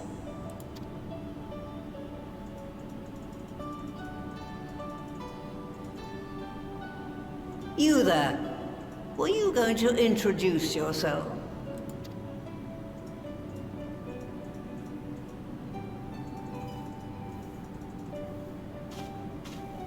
How remiss of me. Grahatia is my name, and I'm proud to call myself a scion. I too wish to offer my gratitude for your invaluable aid in sustaining the Archon's bodies, as well as my apologies. It was my inexpert summoning spell which endangered their lives in the first place. Ah, yes. The one bent on digging up the mysteries of Alag. Old Galak used to speak of you, and Kryles told me all about your recent exploits. Do you have a bad back or something? At ease, boy. Whatever mess you've made, I'm not in the habit of dwelling on the failings of the younger generation. You are too kind. I've also heard much and more about you, Master Matoya. 'Tis an honor to finally make your acquaintance.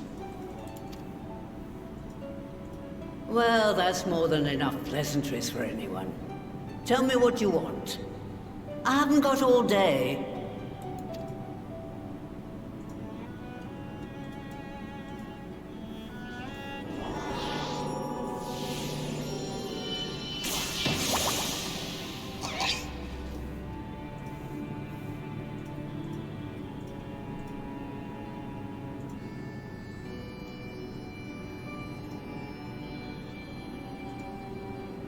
So that's the way of it. It should be a simple enough matter to make the familiar. The magic, on the other hand. Ah, that you may leave to me. Being the only one possessed of royal blood, I alone can imbue the subject with the necessary magic. So I just need to create porxes with the power to stir the soul. Just, I say. Though we're talking about a veritable herd of the little buggers, we'd collapse before we reach double figures.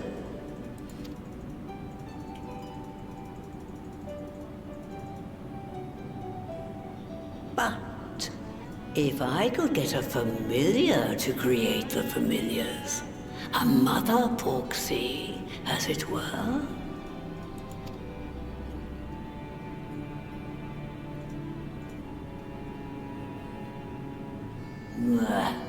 Seems I haven't seen the last of that moldy old hole after all. What moldy old hole?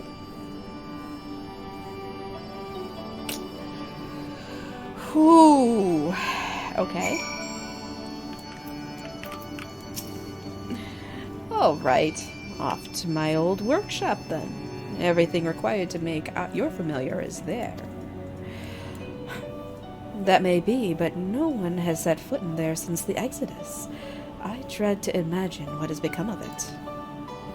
Oh, there's sure to be a handful of feral familiars and mayhap a monster or two. But nothing to trouble the likes of you. You can consider cleaning up the place payment for my help.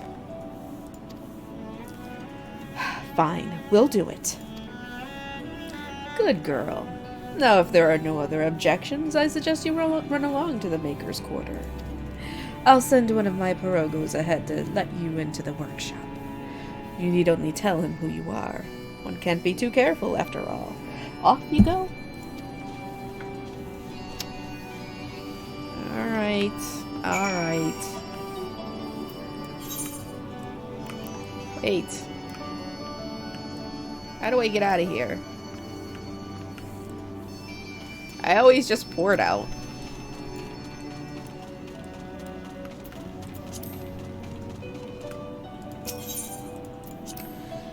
Oi, oi, oi.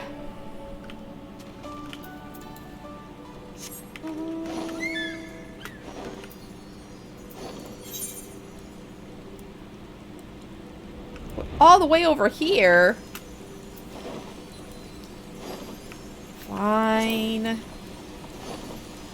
We'll fly over Alexander. You remember Alexander.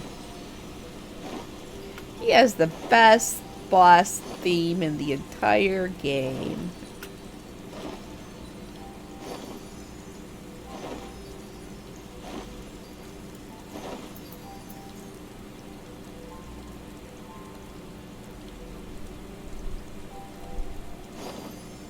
Kinda cool looking.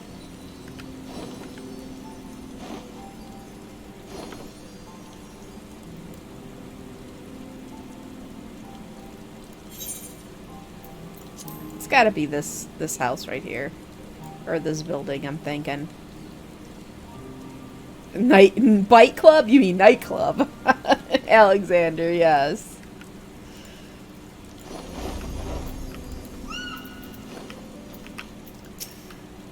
Judging by the unruly state of the flora without, I think it's safe to assume there will be no shortage of unruly fauna within.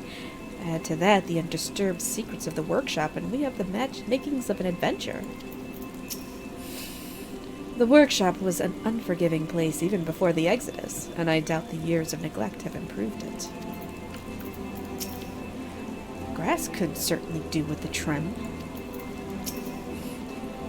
As I may have mentioned, Alisea and I were still very young when we departed with the Exodus. I envy Y'shtola for remembering the city as it once was.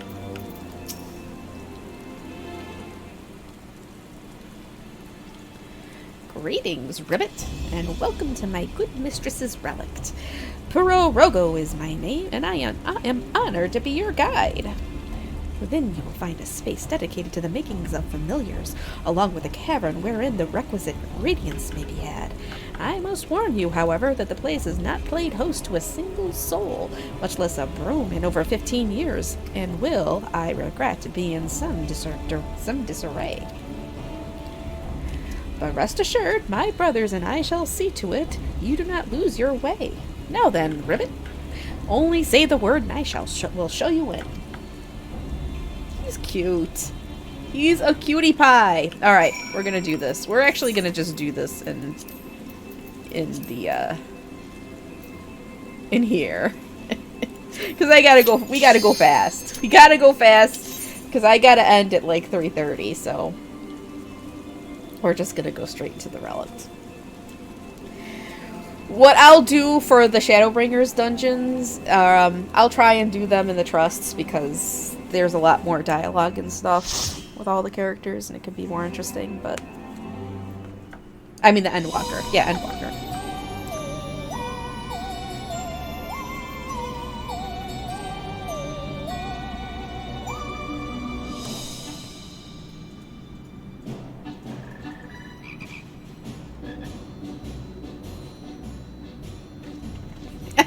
I like these guys. Right. To begin with, I need you to gather a few ingredients. Listen well to what the Pirogos say, or you'll wish you had.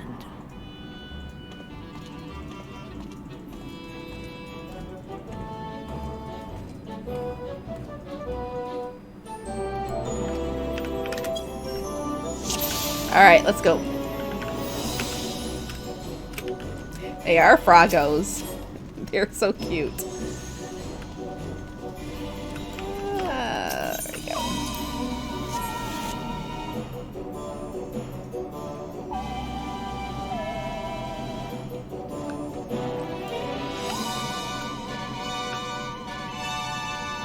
Following the froggo.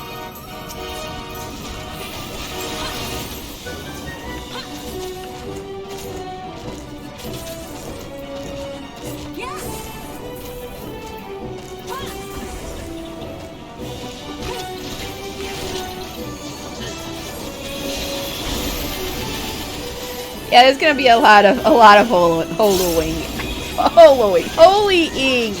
in here, so you better get those glasses ready.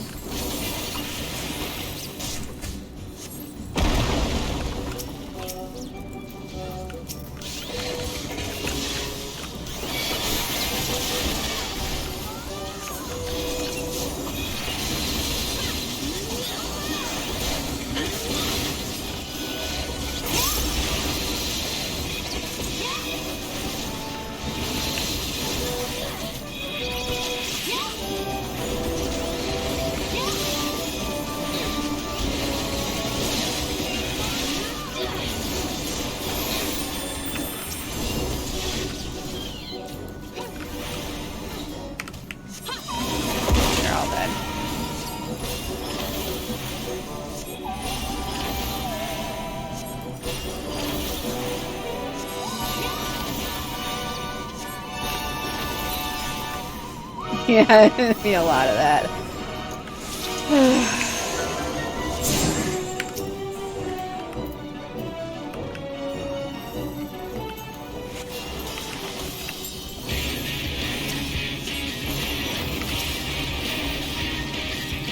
I haven't really done this one in a while.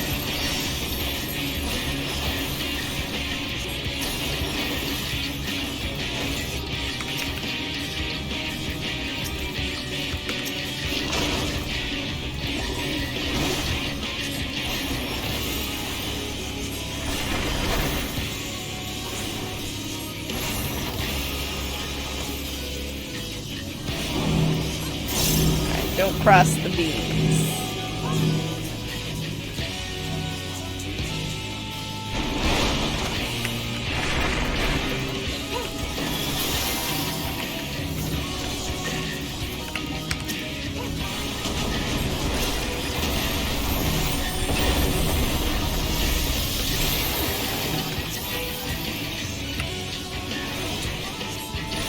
Oh my god, why is this...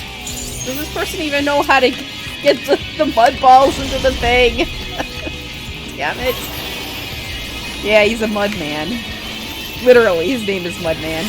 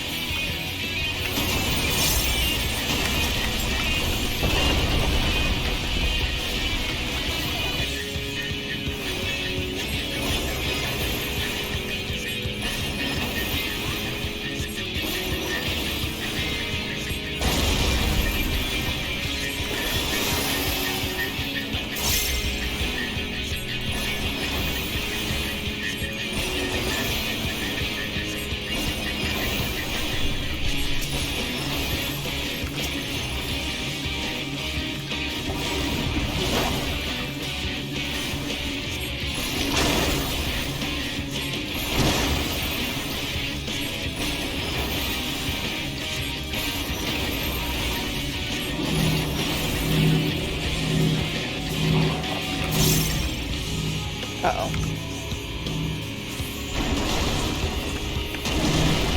Oops. Shit.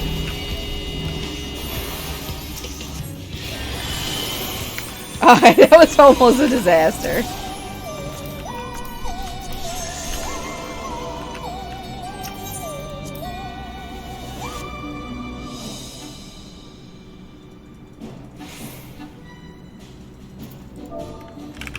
Mouse died. Oh, the tank's mouse died. Yeah, that's not good. You better get that fixed. That's why I do wireless mice. Cause then or keyboards. I can't tell you how many times I'm mid-raid or something, dungeon, and the batteries die and it's like fuck.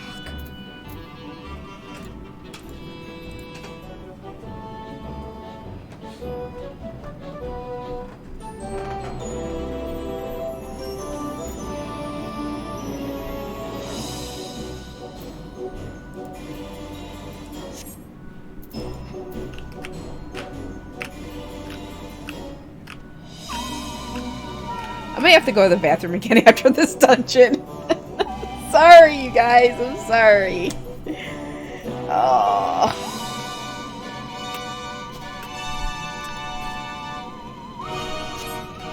I don't even do wireless headsets. I have wired headsets and everything now. Just everything wired. Less lag that way, too.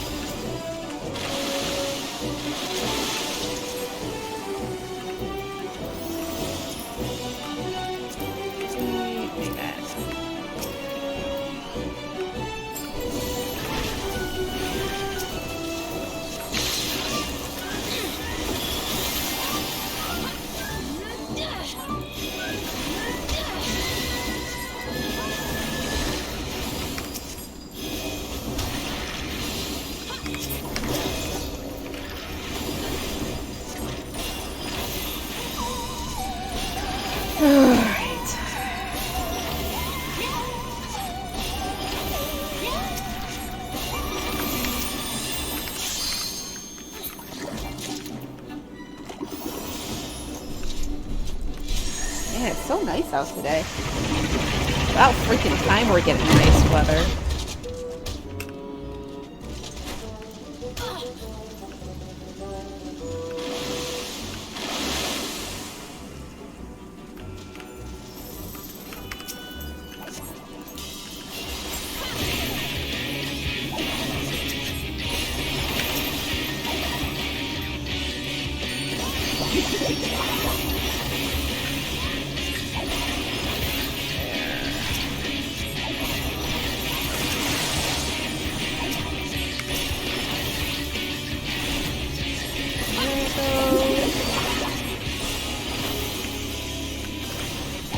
No, no snow. No.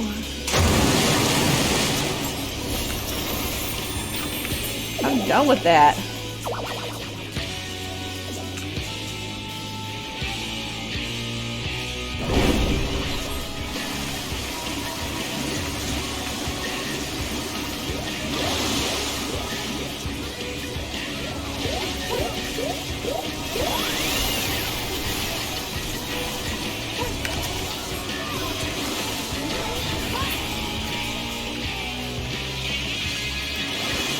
Isn't that a cute boss? This is a cute boss. It's very cute.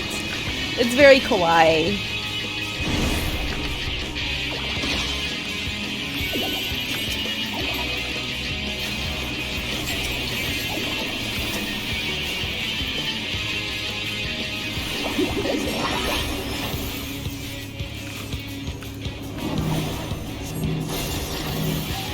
Oh, dude, don't go over there! Oh, god. Person almost died.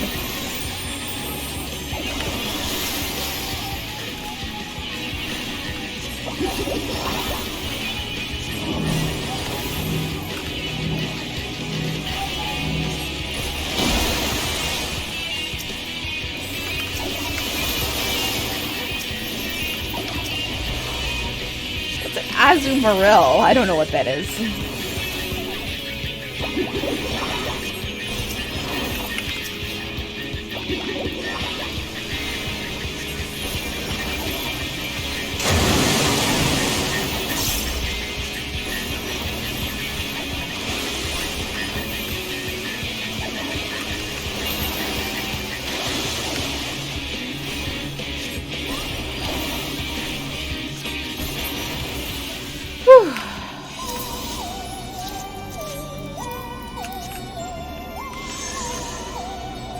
Oh, a Pokemon.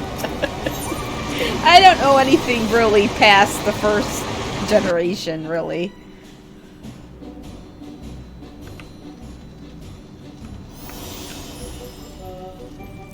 Ooh, we need to fire up the kiln.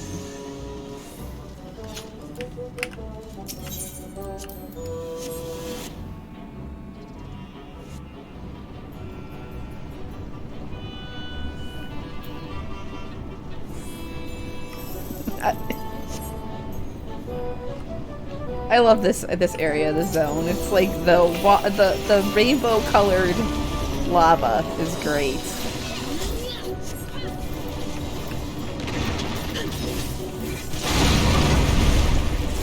A pet? Oh yeah, I have the pet of this already.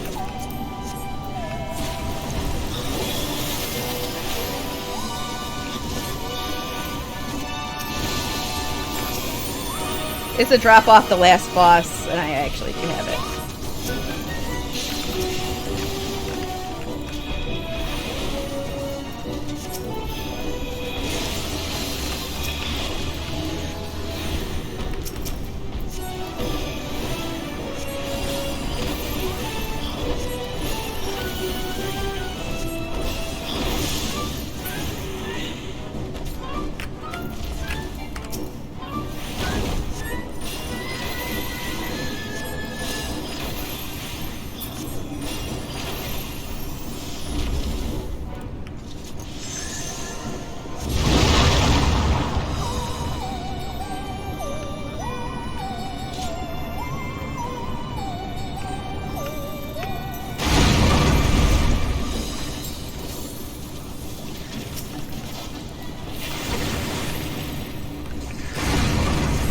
Skittle Vodka?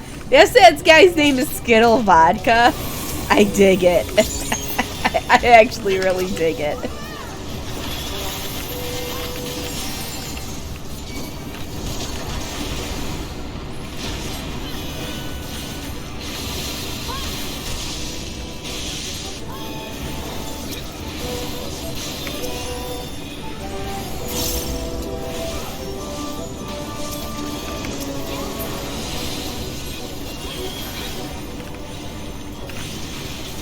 Don't cry. It's fine.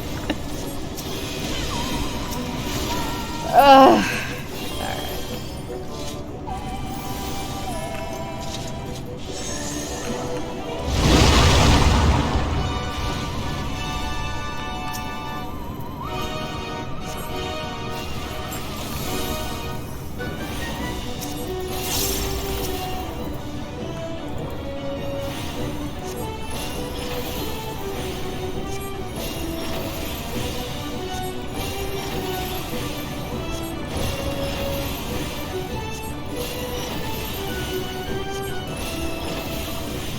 No digging.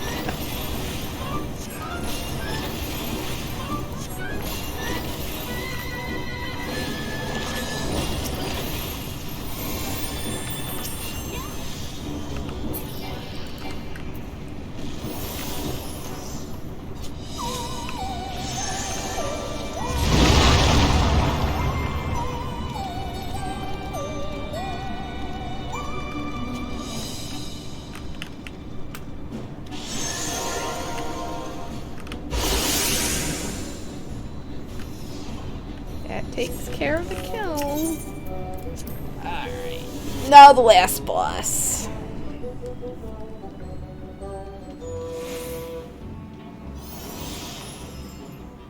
Mock.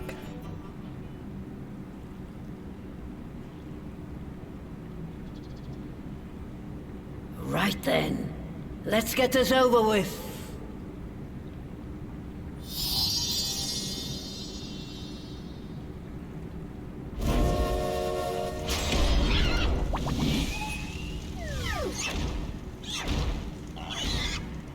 Newborns are wont to be difficult.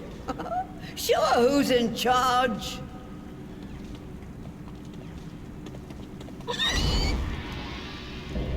Mother Porksy. Porcine porcelain. Alright, huh? They start without me.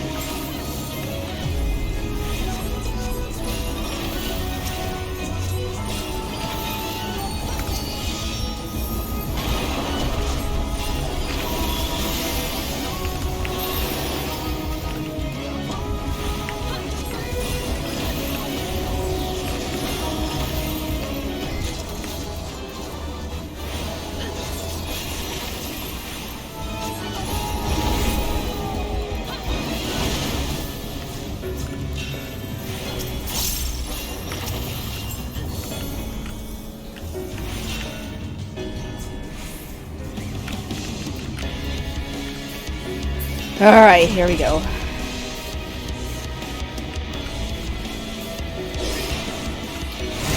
Gots to run.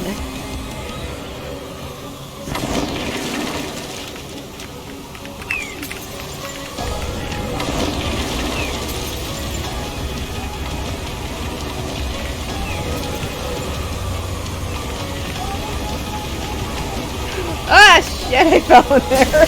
Damn it.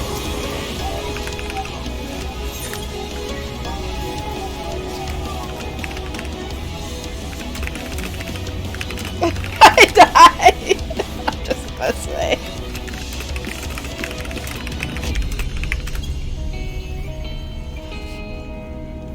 That was really a rip!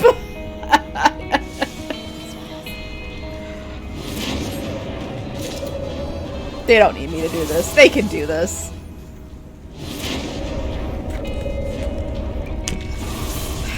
Oh well.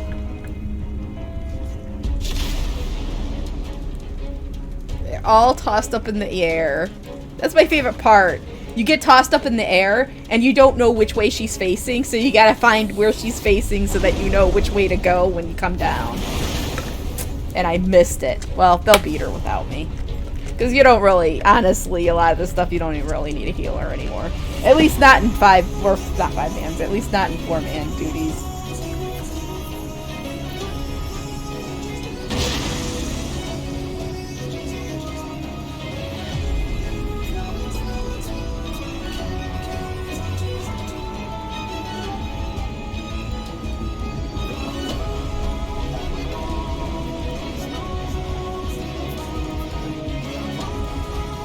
Yeah, that was a big rip.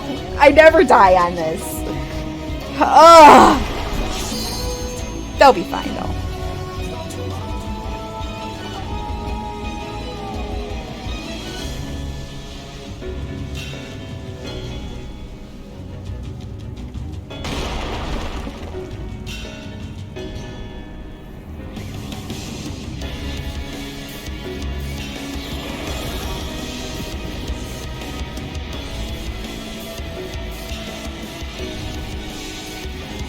I just wish I could go to the bathroom. It's just, I could really go to the bathroom right about now.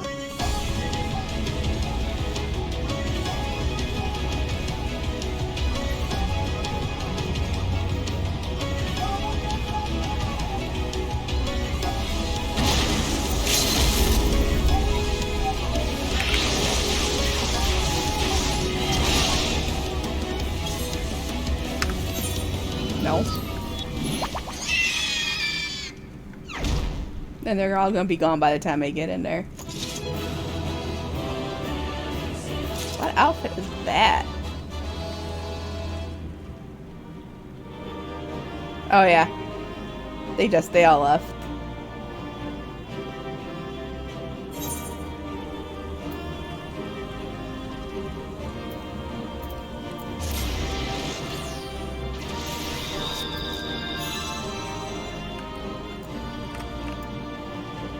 Poor Porksy. She's not dead though. She's just knocked out. Alright.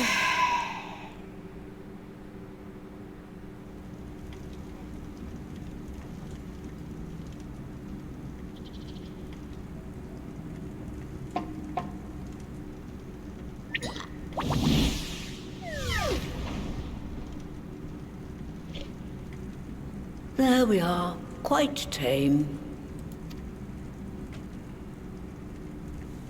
Then all that remains is for me to imbue her with the magic. My friends, I'm afraid I must trouble you for your ether once more. Oh boy.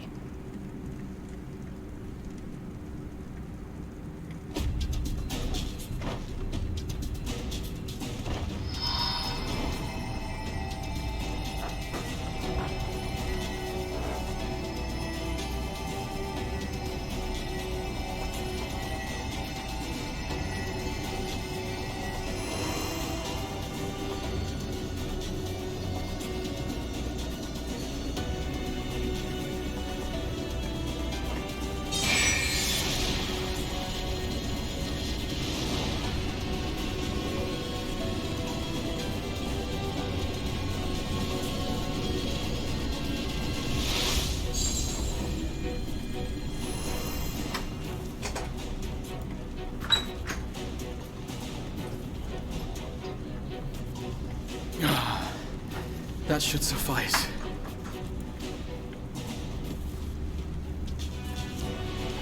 Good. Let's set her to work then, shall we? I want to see some porksies. Assuming that is, someone can spare the requisite energy.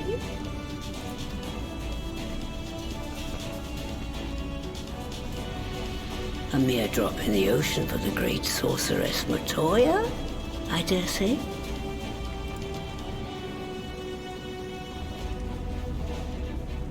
What, Chewie? No. You be in a big butt today. Well, that's because the windows are all open, I think.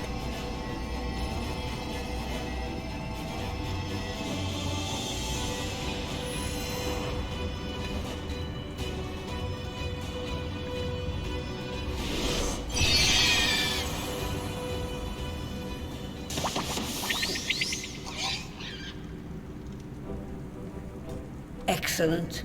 Our very own litter of Angelos. Aww. And we can make as many more as we want, simply by providing the mother Porksy with additional ether. I will require a moment before I try again. It's still hard work, but a damn sight more efficient than making them one by one. Thank you, Master Matoya. Everyone, we're a step closer to our goal. Distributed amongst the allied nations, they should do much to facilitate closer dialogue with the beast tribes. And given their present travails, I believe our friends in Limsa Laminsa should be the first beneficiaries. Agreed. Though I must leave this errand to you. I doubt my legs will carry me out of the cave, much less to Vilbrand. Thank you for taking the lead in gathering the ingredients. I expect you would benefit from a rest too. Nobody ever gives In me addition to the Porkses, I trust you've gained an inkling of how much effort goes into the creation of familiars. Or mayhap you attribute your struggles to old age. If I said yes, would it persuade you to treat me like an adult? Not with that pertness, it wouldn't. Anyway, assuming you have no other favors to ask, I shall be leaving.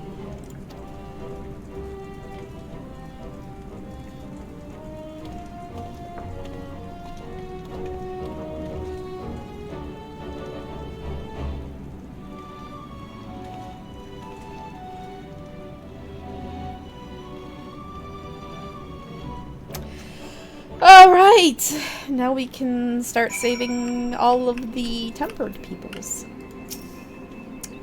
Forgive me if this is a silly question, but of all creatures real and imagined, why choose a flying pig? Not that I dislike pigs, mind you. Given it was her first time making a Porksy, Master Montoya did a fine job, though she did have Angelo for inspiration. Lest you wonder, Master Montoya has returned to her cave with Y'shtola. They are as peas in a pod, are they not? Yes, they are as peas in a pod. Alright, I'm going to the bathroom. Again. I'm going to the bathroom again. And we're going to do a couple more quests and then I gotta call it because I gotta start get my stuff ready for this party. Alright, that's gotta be it. I can't possibly have any more fluids in my system to purge. I swear. Next time, don't drink a large Dunkin' refresher before you start a stream. Alright.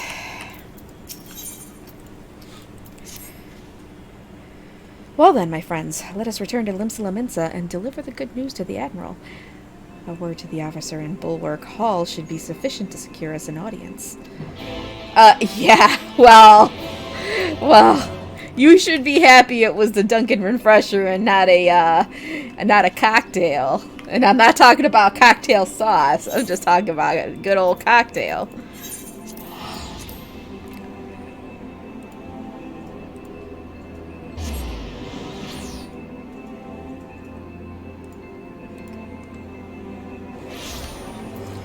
Alright, since we're back here, let's see if we got anything interesting. It's a guy in a dress. Okay, I got that.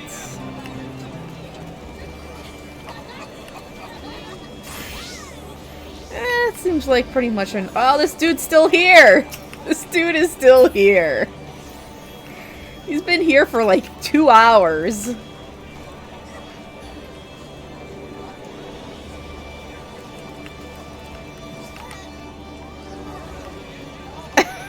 No, seriously. What the hell is this?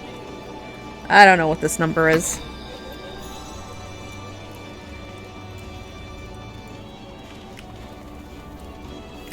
That's a little bit lewd. A little bit lewd.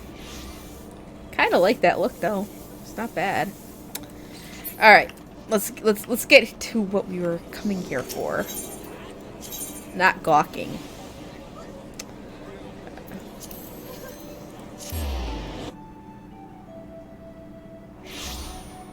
You want to see the Easter event?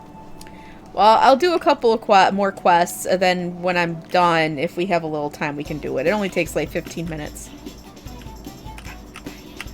Oh, here's the music that plays.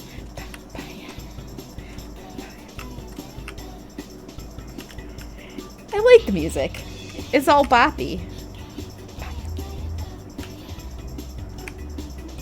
Alright, where is the Aft Castle? Yes!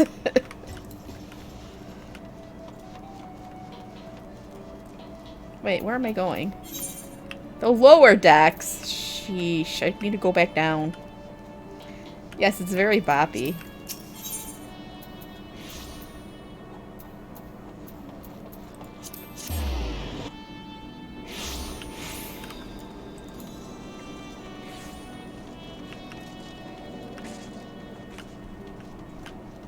Chewie, what is your problem? Stop. Sit down.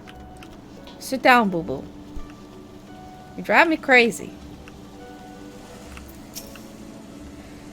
Why, Rislin, ever a welcome sight. Tidings for the Admiral, you say?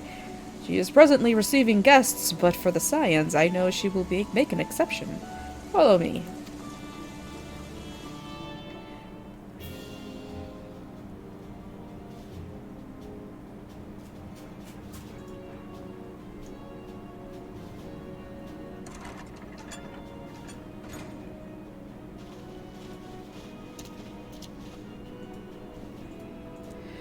My friends, what brings you here this day?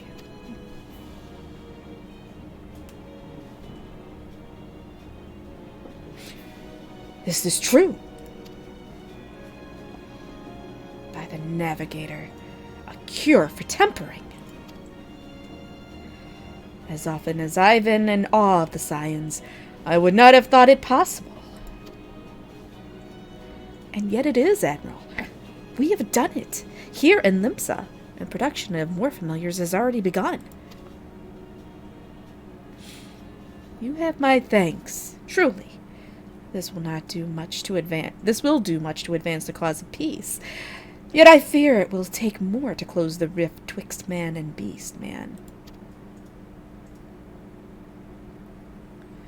Bah! Even to speak thus divides us. Welcome as it is, a cure will not guarantee reconciliation between our peoples. For though summoning and the tempered may serve to fuel the conflict, they are but symptoms of it. If we are to resolve the primal problem once and for all, we must address the cause. We must strive for mutual understanding and to find a way to leave our bloody past behind.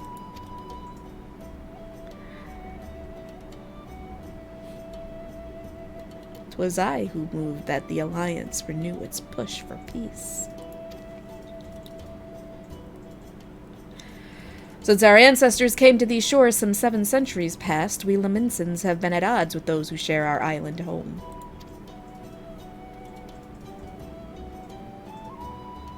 Save for a brief moment of cooperation with the kobolds, our history has been one of nigh constant territorial squabbling. Meanwhile, our struggle with the Sahagin for control over the seas has only grown fiercer, a matter made worse by the thrice-damned calamity driving them to seek new spawning grounds.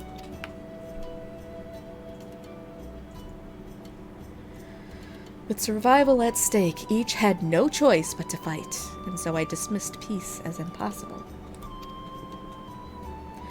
Impossible is a word coined by the weak, I proclaimed to all who'd listen, and then gave up. You and yours put me to shame.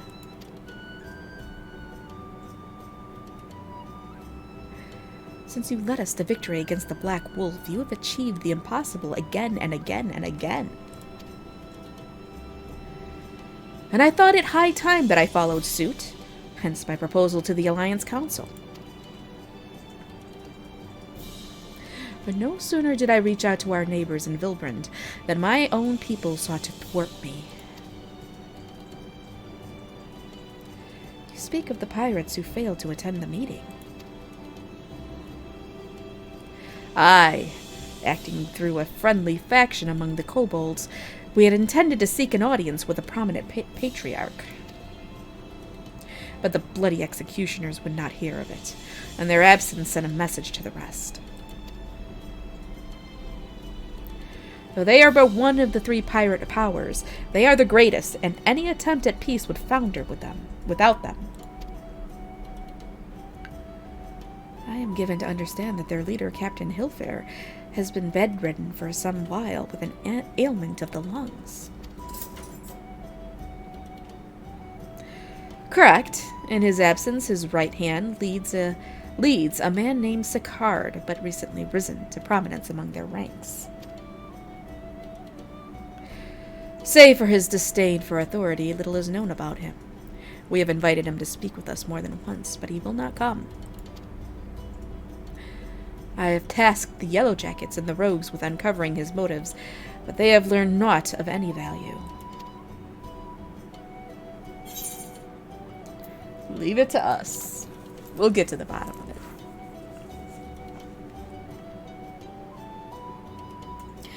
We have a nose for the truth. Whatever the Sicard wants, we'll find out.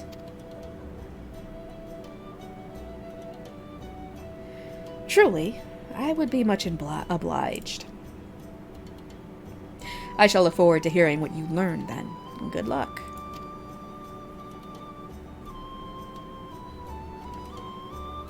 Sicard, you say?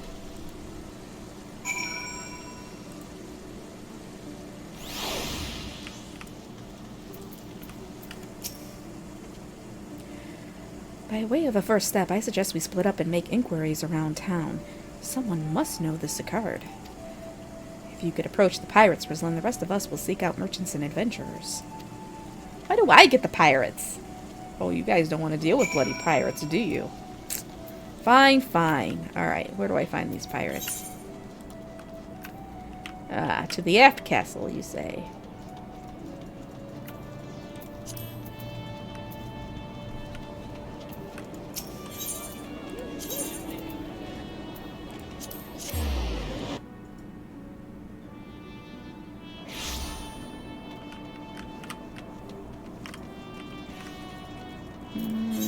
No, this way. We can get some more pie. Yeah. I like this music. We get more pie music.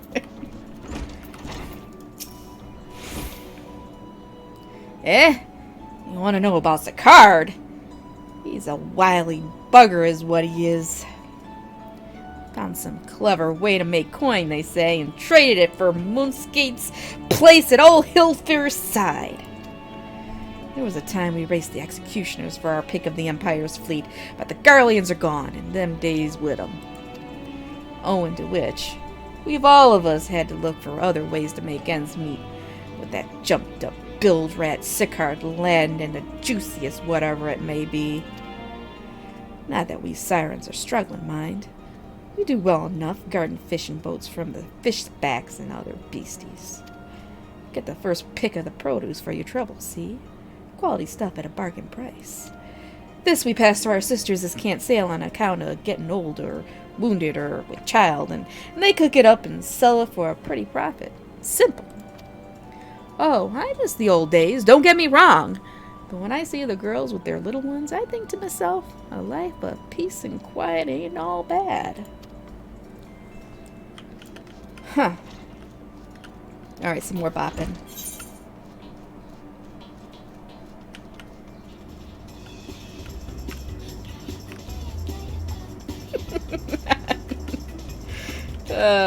We gotta go over to the Culinarians Guild.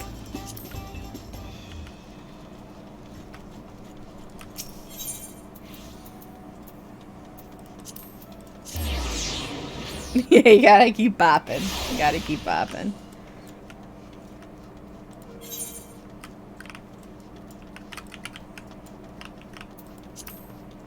There's eggs all over the place.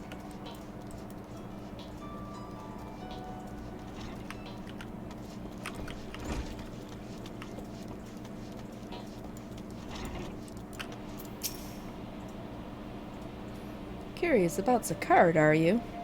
As am I, my friend, as am I. Sadly, I know nothing of the man, save that the bloody executioners experienced a marked improvement in their fortunes after his promotion. Quite how he achieved this is a matter of some debate. As you know, the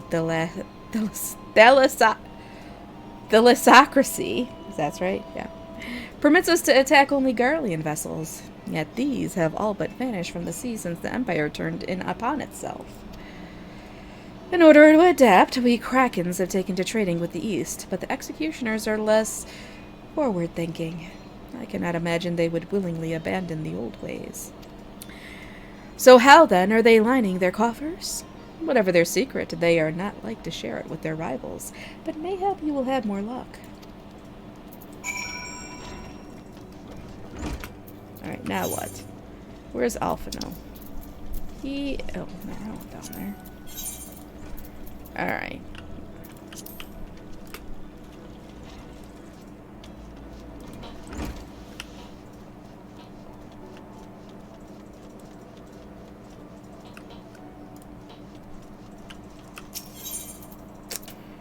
Go here.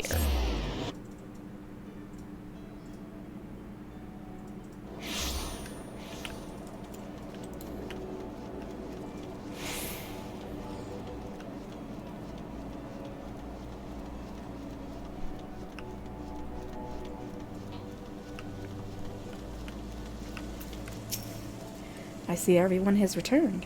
Now, who would like to go first?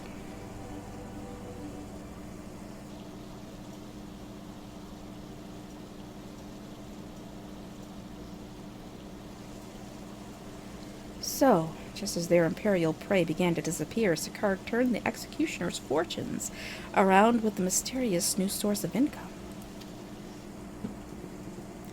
Whatever it is, it's nothing to scoff at. According to a tavern keeper I spoke to, the crew have been indulging themselves as never before, but no amount of drink seems to loosen their tongues as to how they are coming by their coin. Let me guess. Crystals. I'm gonna guess crystals. For my part, I spoke with a reporter from the Harbor Herald. The publication has been investigating the secret of the executioner's good fortune and making little headway. Plainly, the executioners do not wish the nature of their business to be made public. And I think I may know why. In the course of making inquiries on Hawker's Alley, an interesting fact came to light. Just as the executioners began to enjoy better fortunes, the price of crystal went in sharp decline. A sudden fall in demand, I was told. Curious, I contacted Hoary Boulder, who has been watching the movements of the beast tribes, and my suspicions were proven correct.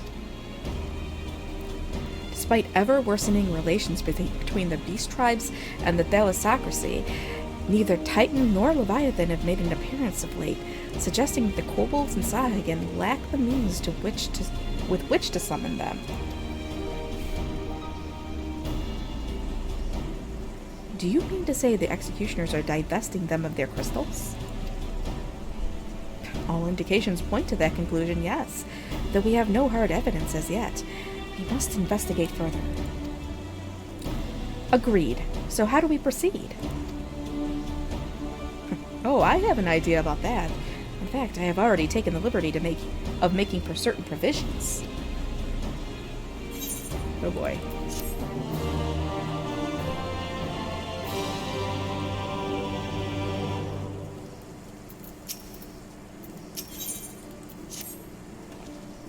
During my inquiries, a disgruntled merchant informed me that a wholesaler of crystals had recently arrived in Limsa Lominsa, offering wares at prices far undercutting the competition.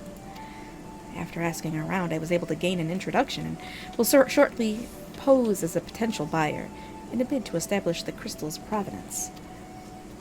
The man is due to be at Ashen's Embrace and Lower Lonosha shortly. I suggest we make our way there at once.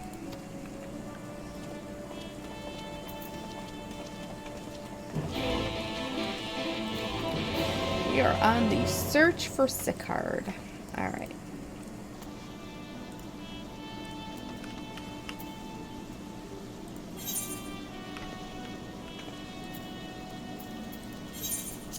Down to Morby Dry Docks.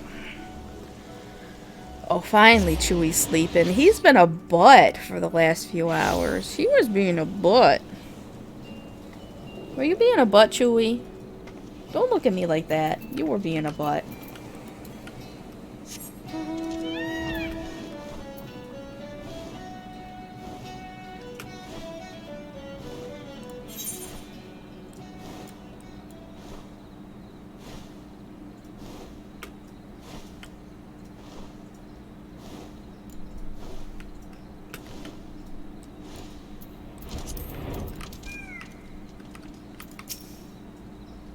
Mm-hmm.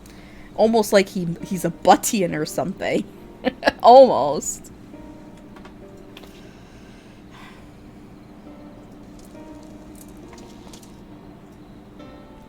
That appears to be our merchant. Wish me luck. Wait, if he truly is in league with the bloody executioners, he will surely be wary of those allied to the Admiral, the Scions, not least of all. Compared to yours and Rislin's, mine is an unfamiliar face. Let me play the role of buyer. Graha is right, and even if you aren't recognized on sight, you look too genteel to be mixing with society's underbelly. Genteel? But very well, I leave it to you, Graha.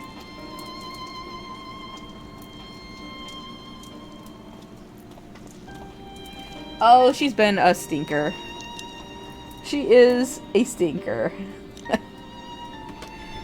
Got business with me, Catboy. You're the Crystal Wholesaler.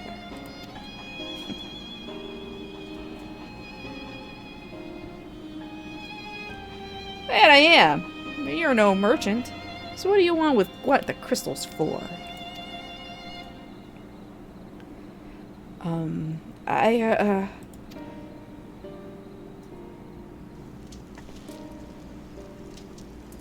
Don't look at us, you idiot! You'll give yourself away!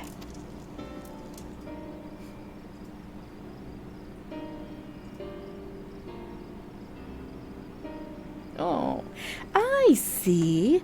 You're a weaponsmith, am I right? And you need crystals to make staffs like that fine specimen you've got there.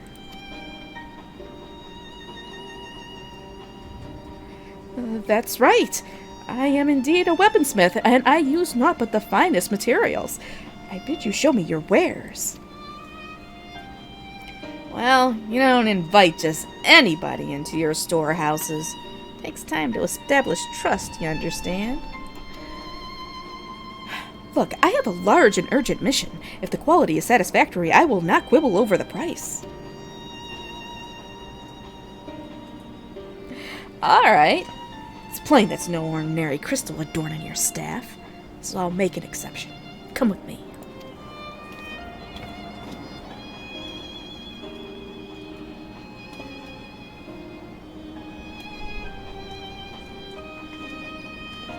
Oh, he got lucky. He got real lucky. It seems to be working. Let's follow them.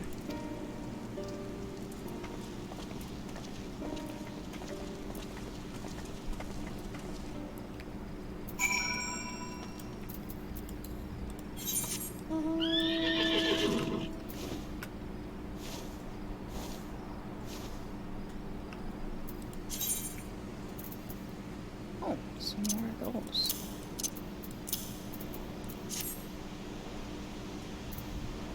Now I got that song in my head. The Papa song.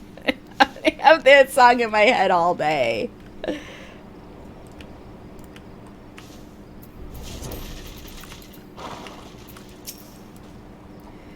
went into that tunnel. Quietly now.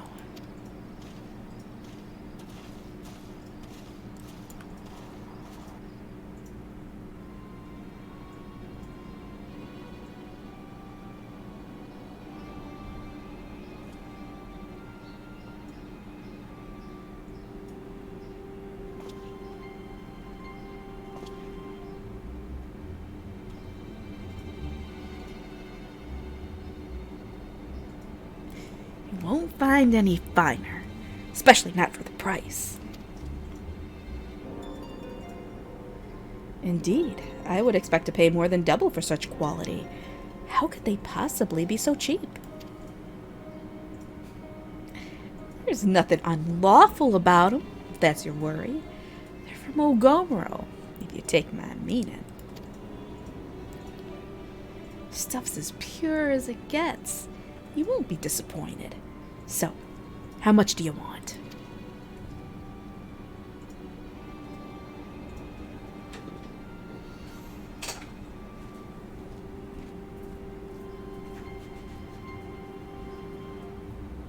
Ogomoro. Taken from the kobolds, just as we suspected.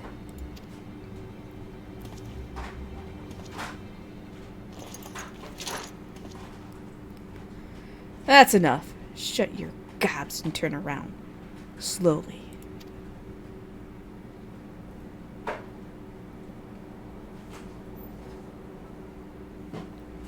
What? He's got green hair.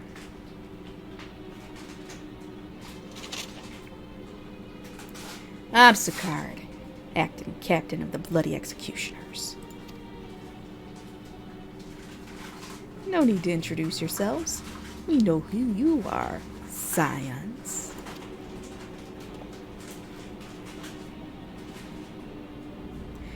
We also know you've been chatting to the Admiral. Got eyes and ears everywhere, see? Comes with being the only true pirate crew left in Limsa. So we have established you ain't here to buy crystals. The question is, what are you here for?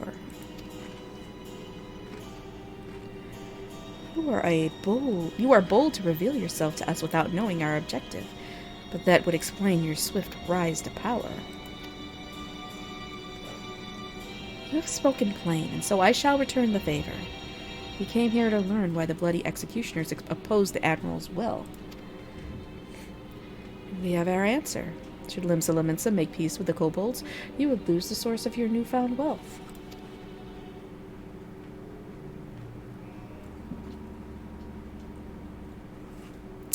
That's right. Just to remind you, though, we ain't breaking any rules here.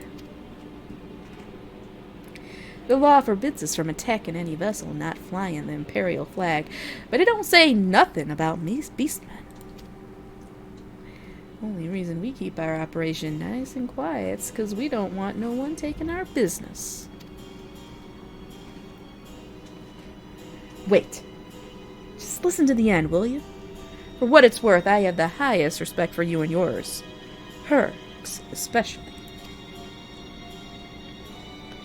While the Maelstrom were worrying about dirtying their fancy red clobber, you lot stormed Ugamro and battered Bleeding Titan himself.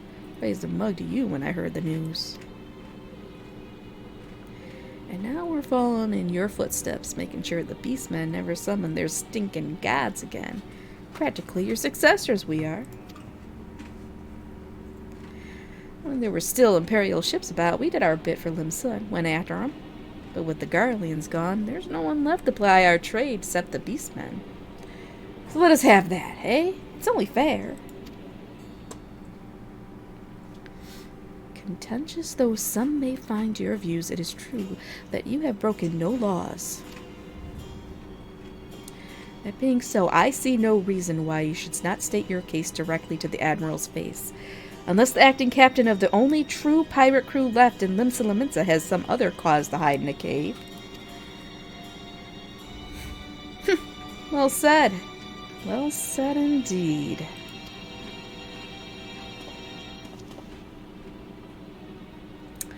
Alright, I'll meet with the Admiral. I'll even provide the venue, the Adelicia. I trust she won't turn down the invitation.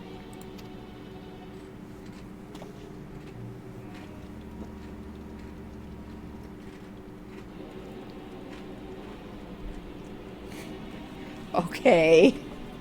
Well. Guess we're doing this. I'm pretty sure Sicard...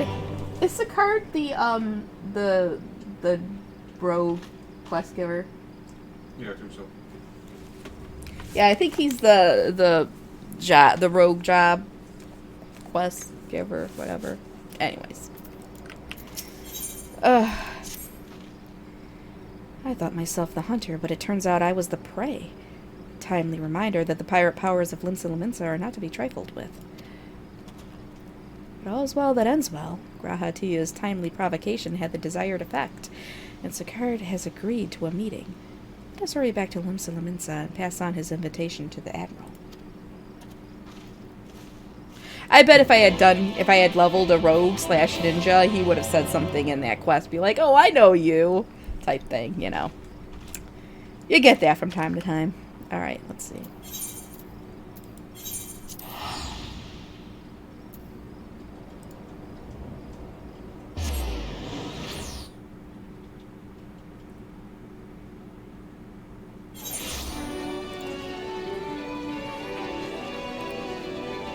Oh my god. What is with this music? Somebody's playing music. Some bard is playing.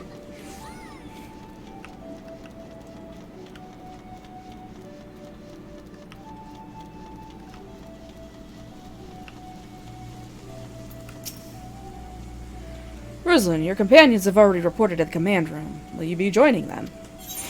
Yeah, let me on up. Do I still have... Oh, I do still have gauge G. Yeah, I do. Let's get rid of that. Welcome back, my friends. What news? Well, they were gone by the time I could enter it. So they have been stealing crystals from the kobolds. My thanks for solving the mystery and securing a meeting besides. Suffice to say, I accept the guard's invitation, and I would have you join me as my guests. The future of Limsa hangs upon the outcome of this meeting, and I would have the Scion's presence to bear witness.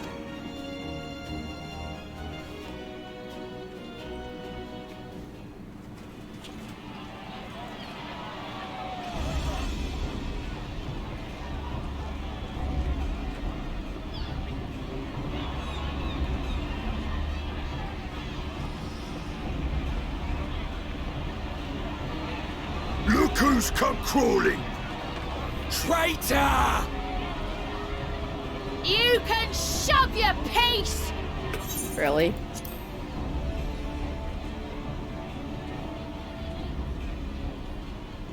Welcome aboard, Admiral. I'll wager you don't remember me. Sicard, acting captain of the bloody executioners, at your service. 'Twas kind of you to invite us. Now, if Captain Hillfear has a message for me, I bid you speak it. We have just the one demand. That you forget this bilge about making peace with the beastmen. Ours is a nation of pirates. Always has been, always will be. Deny us our right to plunder, and you deny who we are. Too bloody right! Pirates till we die! What we take!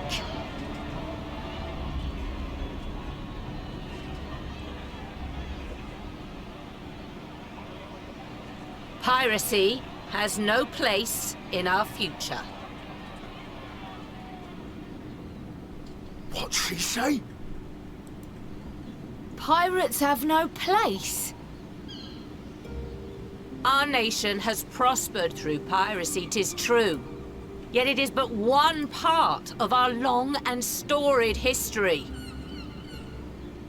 Centuries ago, our ancestors led a failed rebellion and were driven from their homes with little more than the shirts on their backs.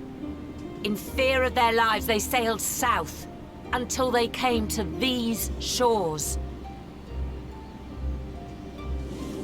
Finding the land occupied by kobolds, however, they were forced to turn to piracy in order to survive. And survive they did. But not so long ago, when the Empire threatened to crush everything we'd built, we set aside piracy and joined hands with our neighbors. This too was in order to survive. And survive we did. Time after time we fought the Empire, and time after time we won. And through trade with our newfound allies, we prospered more than we ever did through pillaging and plundering. The Empire teeters on the brink of collapse. Ere long, provinces like Wurlit and Bosnia and many others will regain their freedom.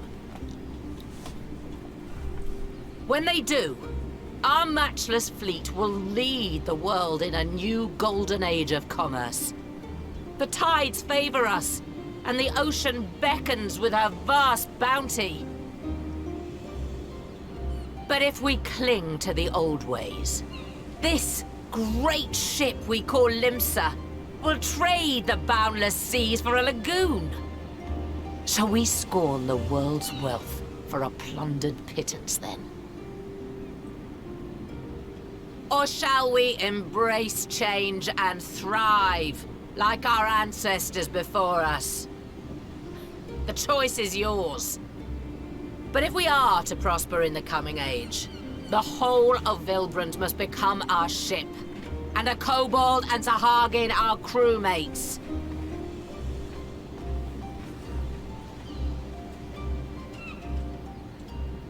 Rousing words. Might even be some truth in them. But pirating's all we've ever known. And we ain't about to give it up just 'cause you say so.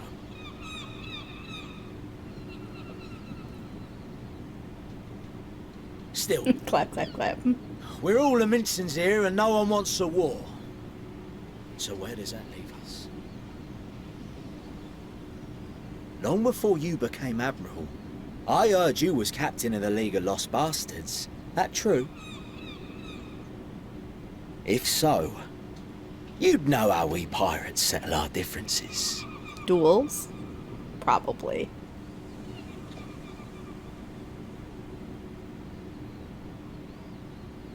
A duel. Very well.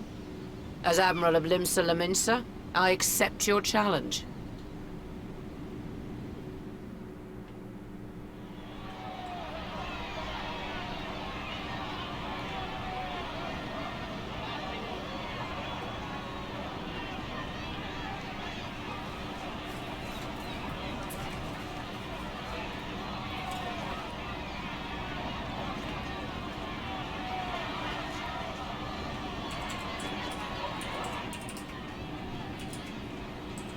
Nashu.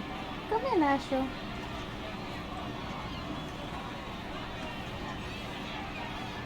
She is very tall.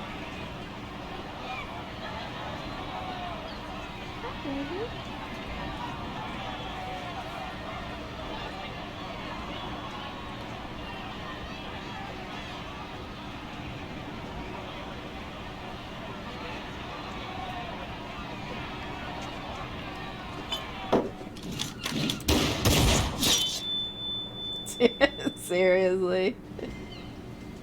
Does that make it a tie? Oof. This ain't over! Not till one of us is dead! Finish the job! Or I will!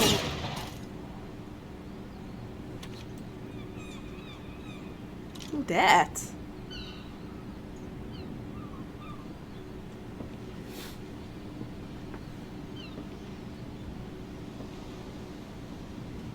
It's the captain! Captain Ilfir! Ye fool! 'Twas over afore it began. Captain!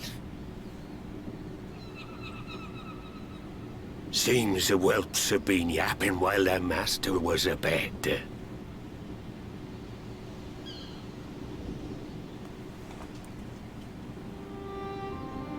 Listen well, all of ye. Since the signing of the Galadian Accord, we all of us have been part of the same crew. The crew with the good ship Limsa Laminsa. At the helm of that ship is the Admiral. And 'tis she who decides where we sail. Was I not clear on that point? Or did you forget whose deck you stand on? Nay?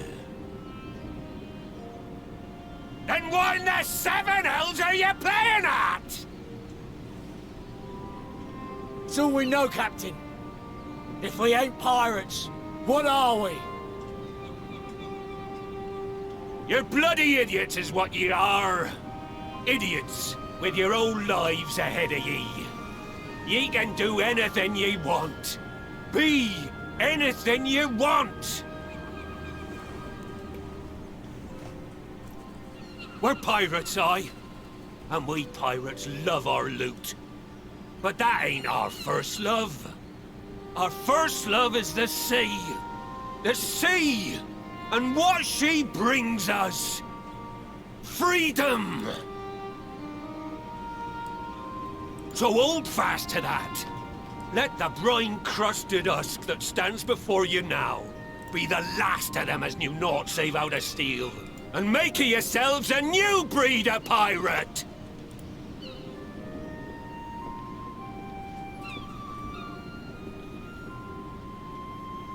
Lad, I made ye me right hand 'cause I saw something in ye. And I still do. You have the makings of a captain. All you lack's the belief.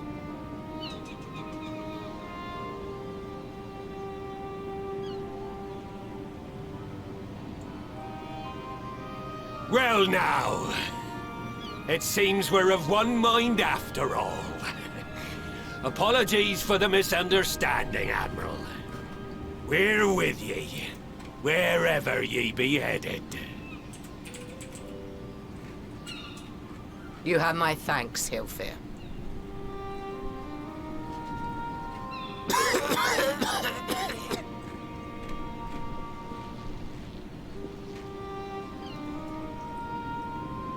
Your choice of dueling pistol did not escape my notice. Good old Annihilator.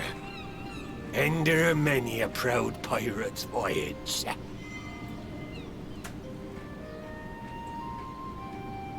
Mistbeard's vanished into legend, and it won't be long before I take my rest in the depths.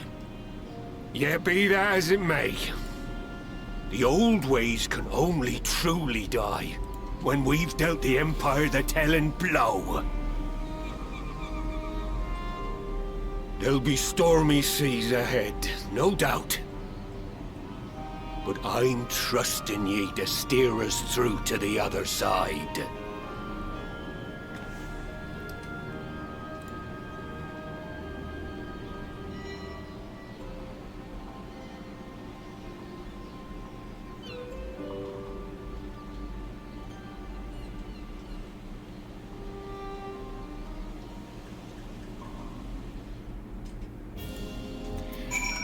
Okay.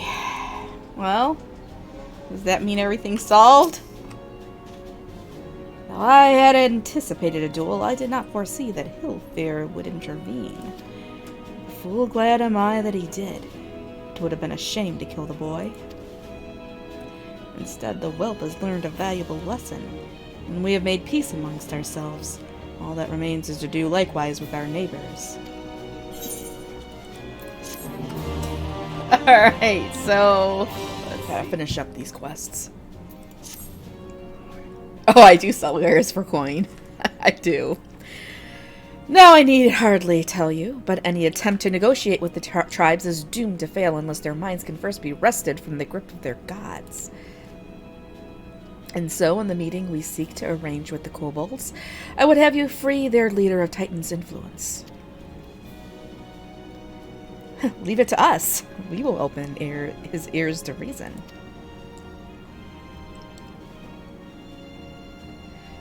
You have my thanks. Ere we proceed, there is something you should know.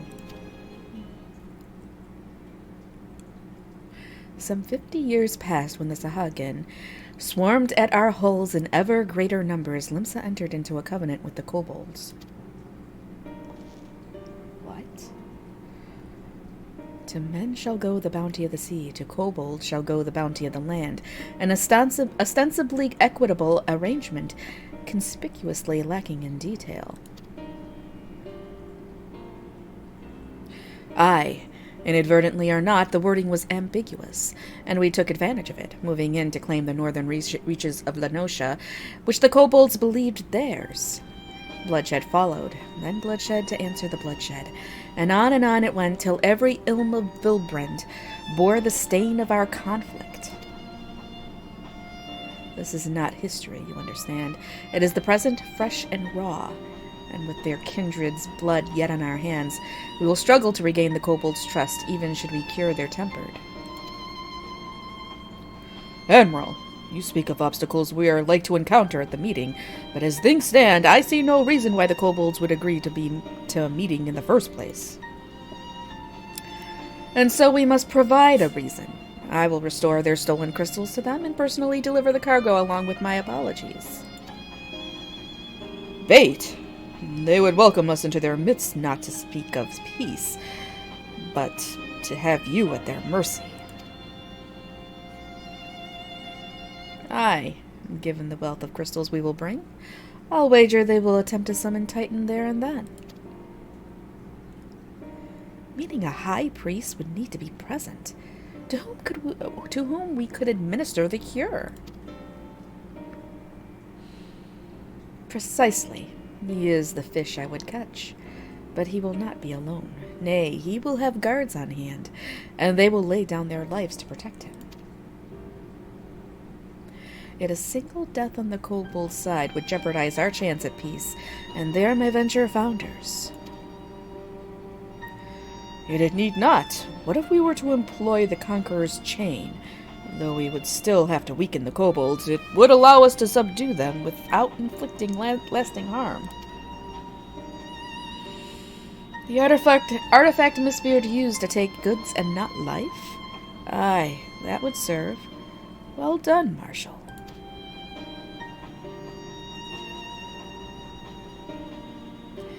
So, friends, what think you of our strategy? The effects of tempering are cumulative, and we may safely assume that the High Priest's exposure to primal influence is extensive. It will therefore take a great deal of ether to reverse its effects, not to mention time. Time during which Alice would be defenseless. Even should we all look to her protection, I am not convinced we could keep an entire army of kobolds at bay. Well, I'm happy to take the risk. It's not as if we have any other choice. Besides, it's what Tesleen would do. And had I not followed her example, we wouldn't even have a cure for tempering, much less a chance to bring peace to Vilbrand. So I'm going to cure that priest, or die trying. I believe in you, Alice. And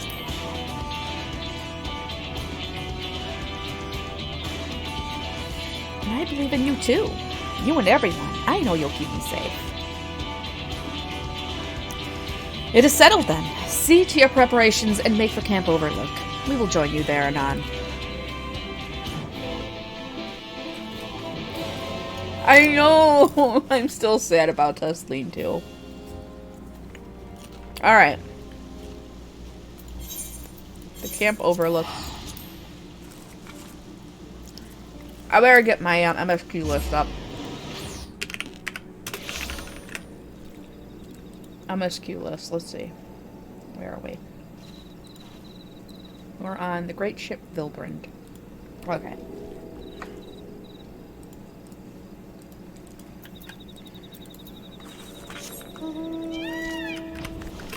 Oh, we're right here. Not cheating. Okay, hold on. I gotta take a swig of my... can't think today, root beer. Actually drinking root beer today.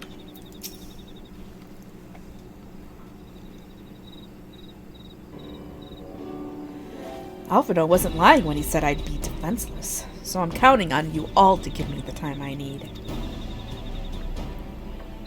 Our sole purpose will be to keep you out of harm's way, so leave that to us and focus on your own task. Indeed, and should you want for ether, you need only say the word. Yay! Gabu! Did you follow us here? There's something important that I want to say to the High Priest. Express, state, say. Please let me come with you, please.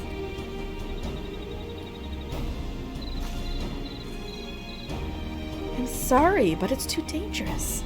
I need you to promise me that you'll stay here where it's safe, all right?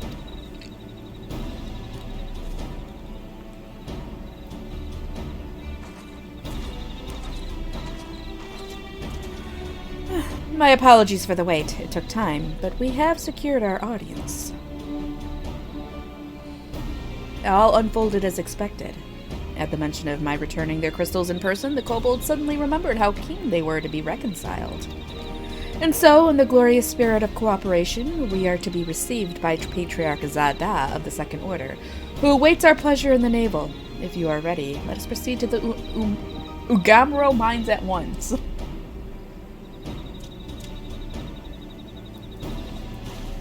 Alright.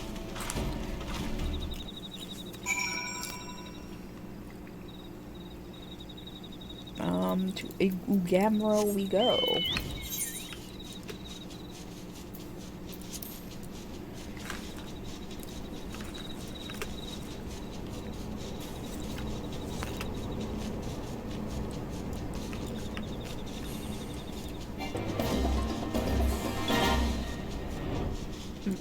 Sorry, I'm crunching. Crunching.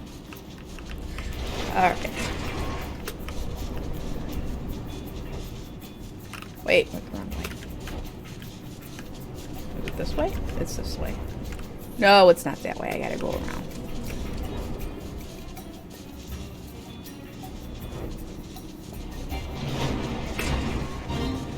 Oh, go around the wrong way. What? How do I get over there? Oh my gosh.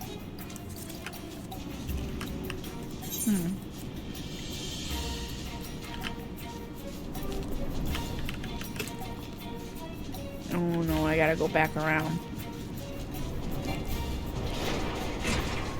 Why do they make this so difficult? No.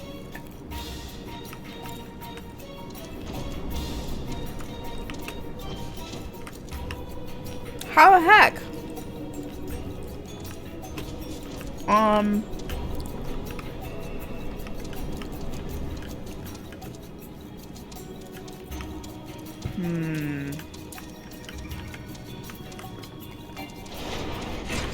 Okay, we're in here. Oh, this way. Maybe. No.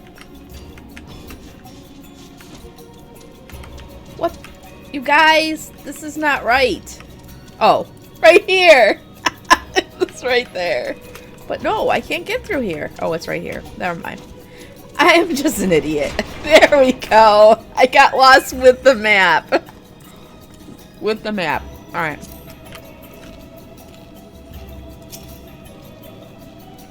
Uh-oh. Gotta empty my mouth. This Aetheryte will bear us to our quarry. Should he make to summon Titan as I anticipate, we will halt the ceremony and restrain him. At this, all hells will break loose, and we will have an army of kobolds entertained till Alice's work is done. Just remember, none must die. We weaken them, and let Einzar do the rest.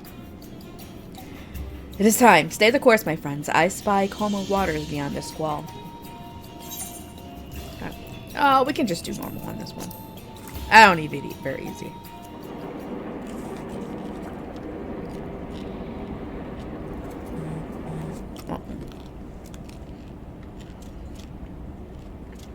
Why am I getting texts?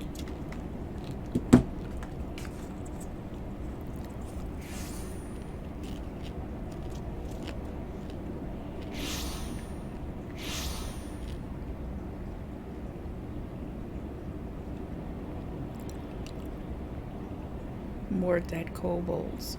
No! It's so horrible. Why do they do it? Greetings, Patriarch. I am Merlwyd Blufisvin, Admiral of Limsa Lominsa. I come before you to offer my sincerest apologies for the many wrongs committed by my people against you and yours.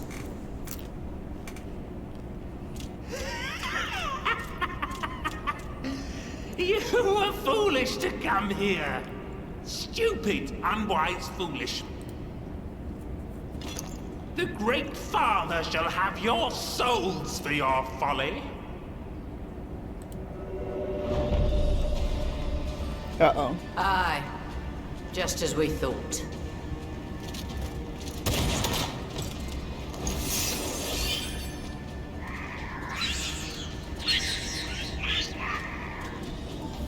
Now, Alice! Quickly! You don't need to tell me! Let none pass. We must grant her as much time as we can. Go, Angelo. Alright, let's go.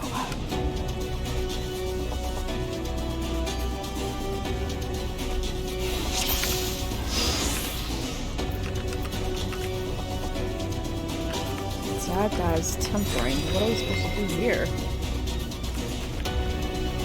The girl seeks to harm the Patriarch with vile magics. Kill her! Slaughter! Slay! Kill! We must protect Alizé! Not if we have anything to say about it. Oh, they updated these.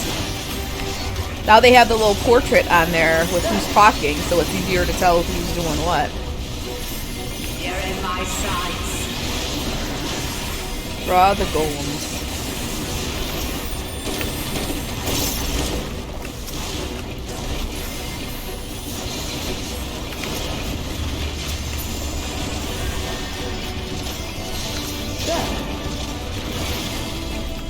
You're in my sights.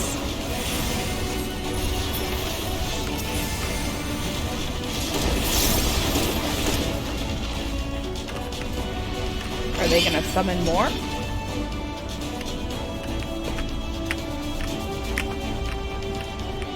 Yes, it's ready! Go, Angelo!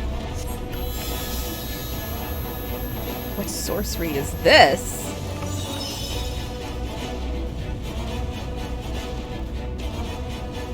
Ugh, his tempering is too severe. I can't finish the job. Oh, we gotta keep going. So one person's ether alone is not enough. Oh, just what we need. Uh-oh. You're not alone. Oh no. What am I supposed to do?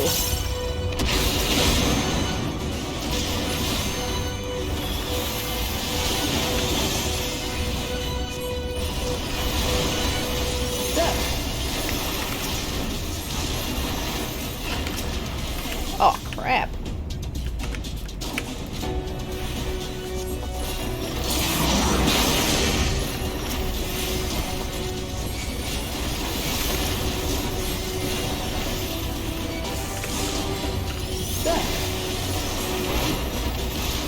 You're in my sights.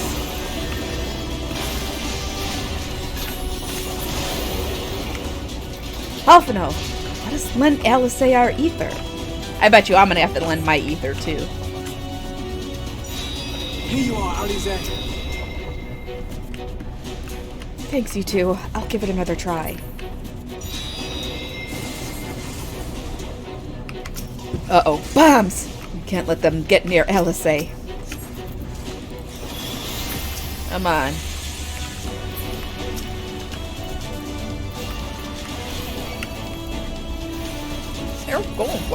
They're going pretty slow.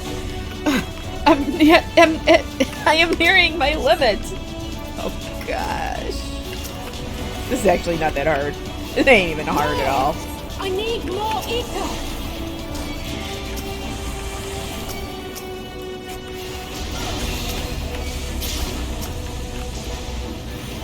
Oh.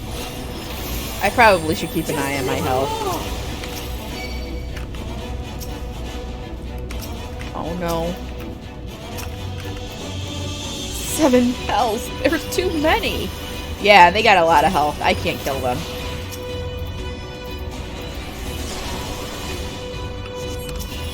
Oh, dude,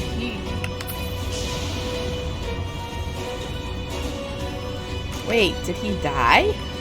Oh, the reckless things. Alizé, now's your chance. All right.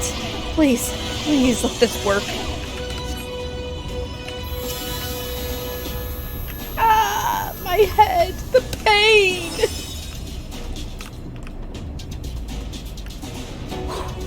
Almost there. Rislin, please lend me your ether too. I knew that was coming. I got a lot of ether though, so it's fine.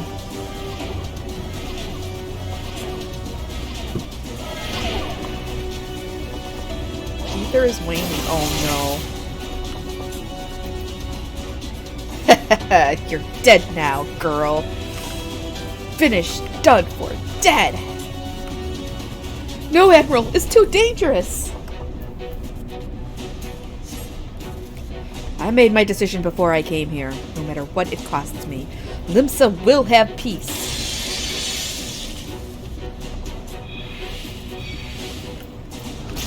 Alright, time to take this up a notch.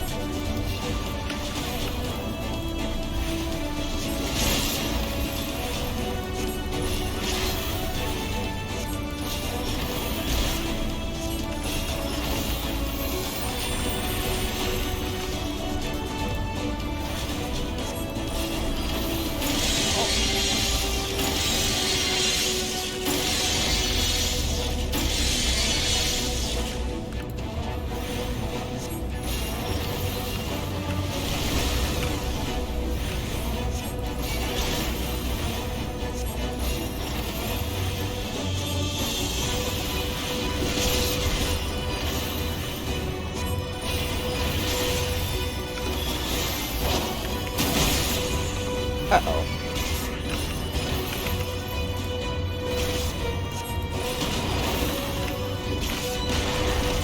Yeah, but I got like this huge shield on me.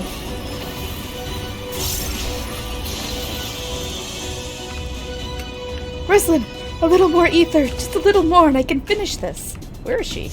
Oh. Channel ether.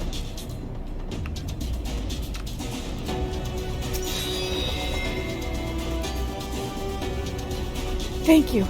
It will work this time, I promise. It better work.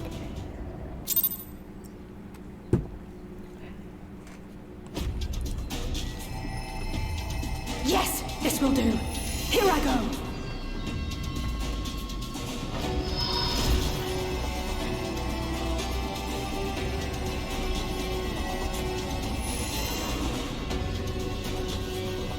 Go, Angela.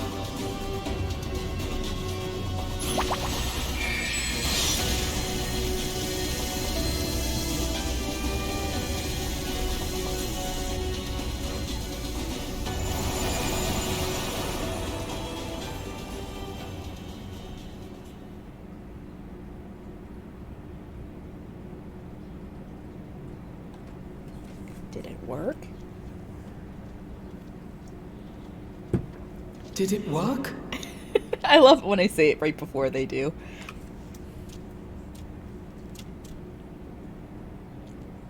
What?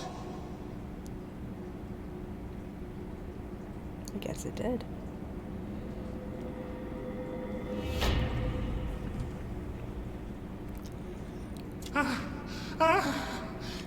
What is the meaning of this?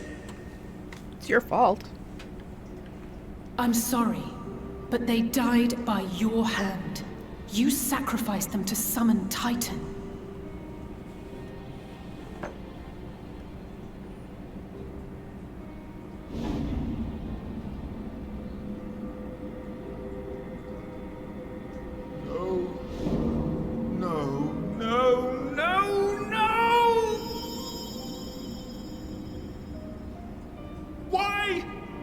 Why would I do such a thing?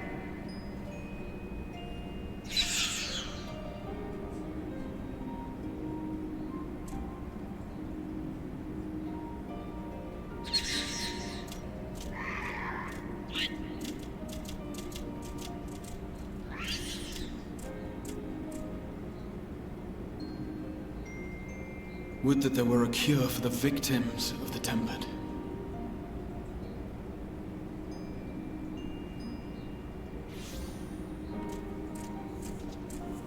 Is it Gabu? Gabu! What are you doing here?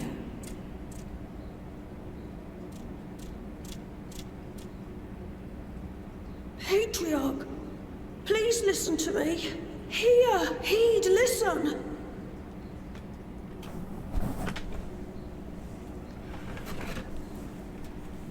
The Great Father we have been summoning is false. He only hurts us and those we love. For a long time, his voice filled my mind. It told me to do terrible things. Awful, unspeakable, terrible things. But I didn't give in to it. And you mustn't either. There's been too much pain already. So please, end the suffering.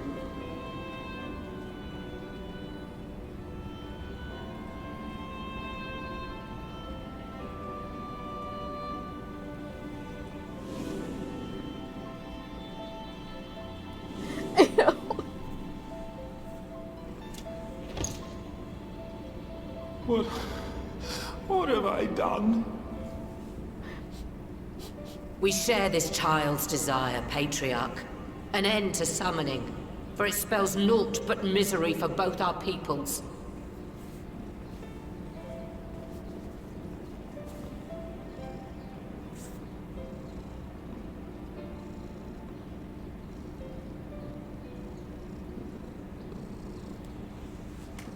For many long years, man and kobold have feuded over territory, pillaging and perishing for the earth beneath our feet. It may be said that we fought to survive, but what we have sown in blood, we have reaped in suffering, and it cannot go on.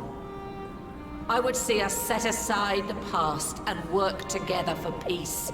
You hear it? It's Chewy. He's on my lap. It was wrong of me to hurt my own in the name of the Great Father. Sinful, evil, wrong. But that doesn't mean there can be peace between us.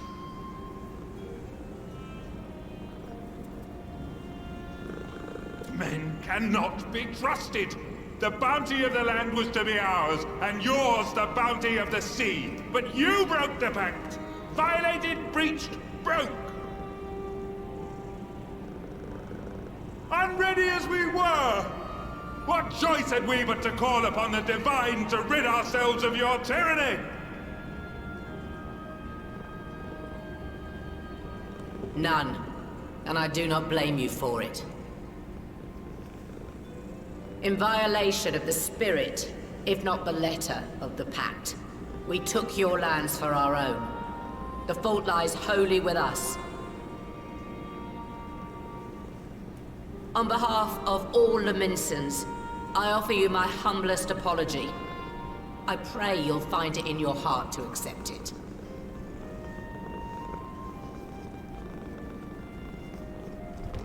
Yet I know an apology alone will not serve to make things right.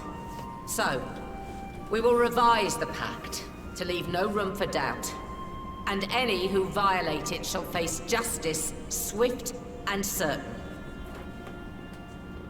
No, we won't be fooled. Not again. Please, hear me to the end.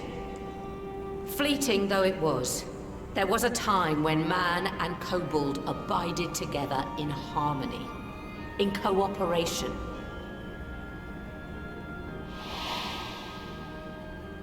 In those days, your people shared the secrets of smelting. Knowledge which allowed Limsa Lominsa to thrive. Much of what we have, we owe to the kobolds.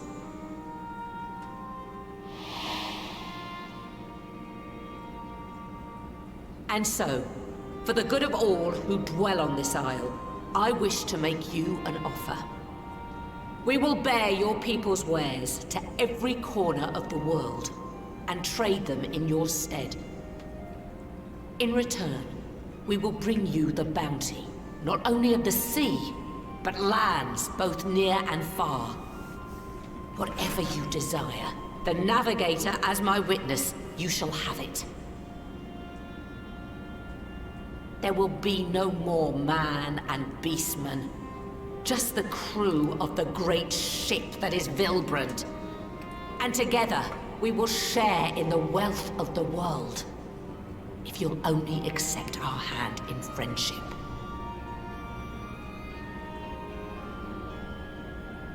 We want to believe you. We truly do. But we believed you before and you betrayed us. Fooled, deceived, betrayed us.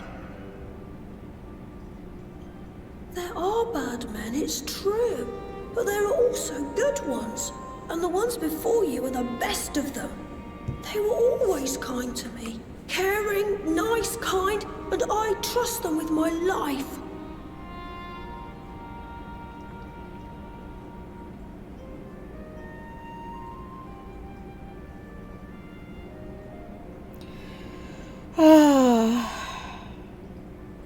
Come on. Just say yes. Before I became Admiral, I was a pirate. I stole. I fought. I stained the sea red with blood. Such is my past, and I dare not forget it, however much I might want to.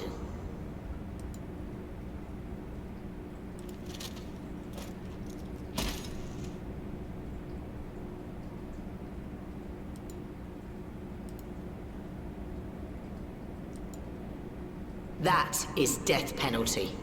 The pistol I used to pass judgment on my own sire when he fell thrall to Leviathan and betrayed his comrades. It's loaded. If you were to point it at my head and pull the trigger, I would most assuredly die.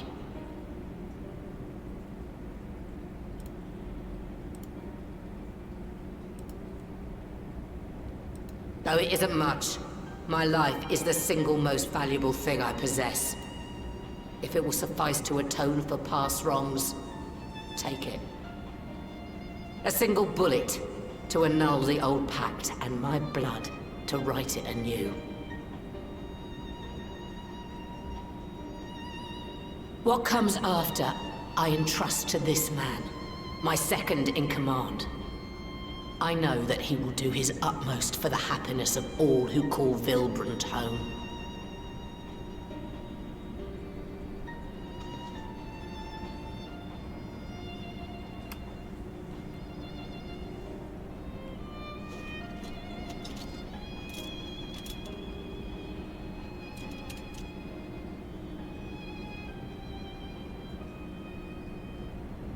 You know he's not gonna do it. You just know it's not gonna happen.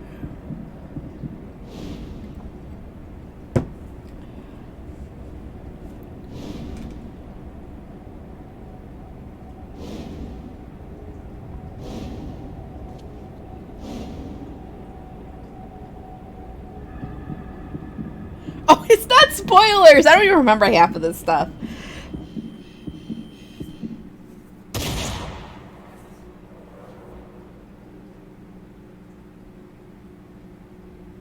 How many times have you seen it where they're about to shoot and then they like put it up in the air and shoot? And then like, yeah, see? Put it up in the air and shoot. They always do it. It's almost a trope at this point.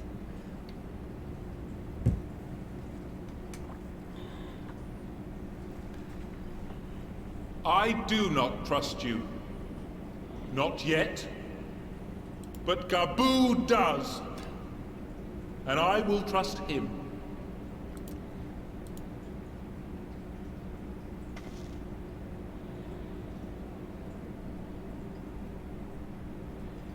Whew. We just dodged a bullet. We want you to know that we respect your faith. There's nothing wrong with giving thanks to the land which sustains you.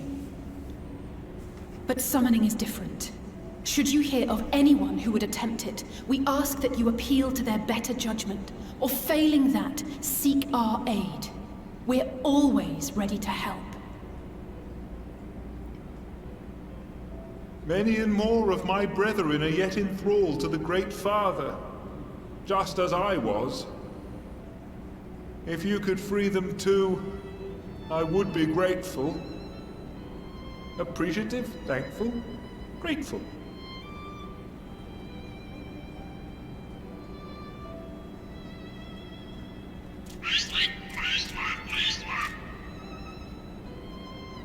Can I take Gaboo home as a pet? He can sit on my lap and purr like Chewie does.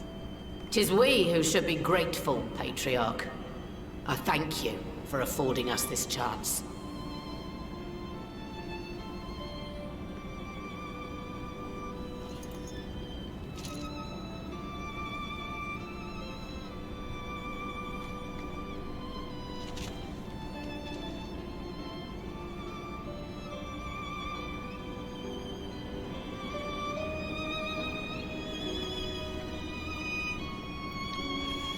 Okay, now that we got all of that stuff out of the way, now it's time for the end of the patch quest. It would seem we have found a way forward with the kobolds. Next, we will help the Second Order to free their tempered brethren from thraldom. Theirs is far from the only order, of course, and it will take no small amount of time and effort to reach the rest, but reach them we will, however long it takes. I would say that I was in your debt, but that has long been due. So instead, I will say thank you for helping us to plot a new course not only for Limsa Lominsa, but for all Eorzea. Alright.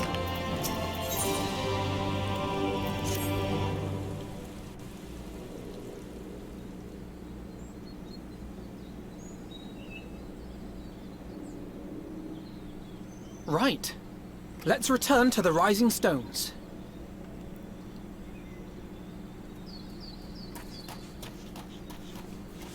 Admiral, something strange is afoot at the floating city. Breathe, man. What is it?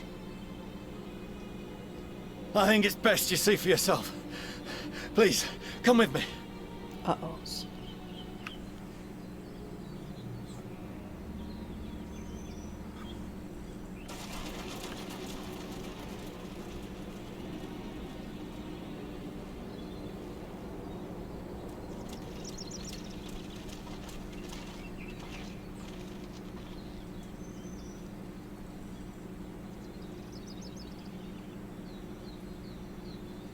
What in the world is that?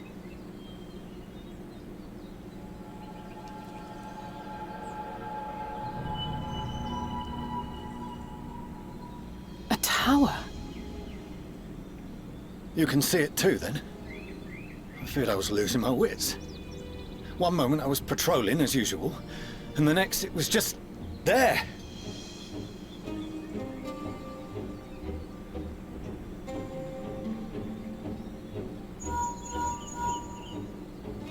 Yes? This is she. I am.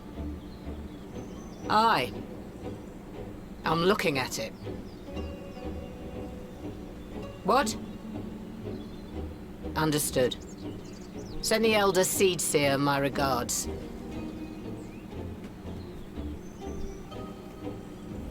The communications officer.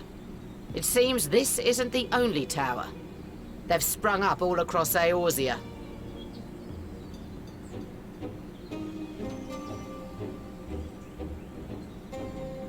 Nothing more is known, only that they appear to be of Garlean construction.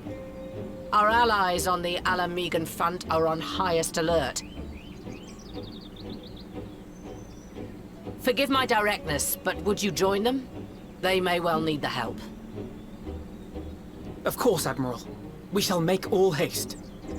It looks like it's sending out a signal My or thanks. something. I will return to Limsa to weigh our response.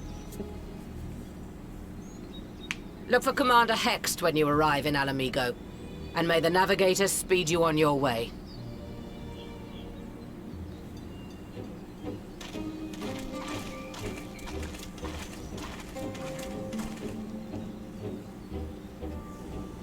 It's a garlic tower. Look it looks like it's sending out a signal.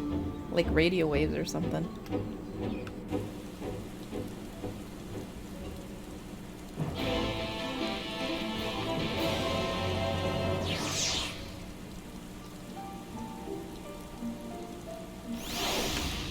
Look, now it's there.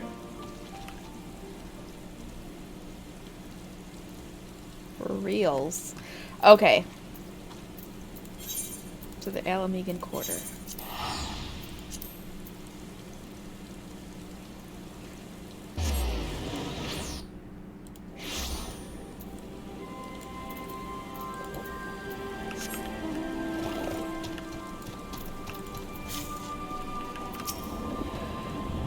Though it isn't visible from here, the locals report that a tower-like structure has appeared to the south. Really? Here too? It appears to be as business as usual inside the city, but at least we'll be able to tell us if there have been any developments without. Gaboo? Don't worry. He's with our Maelstrom friends, meaning we're free to deal with the latest problem to fall uninvited into our laps.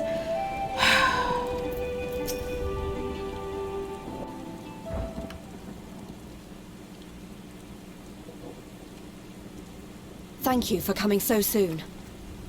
I'll send for Commander Aldin at once, and we can decide what to do about these infernal towers. Rocket preserved!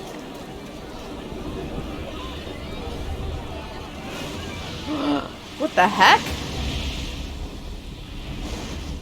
That dude's flying. It can't be.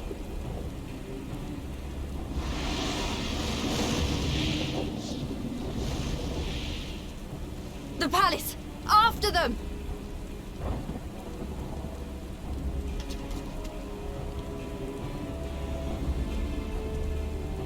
The heck?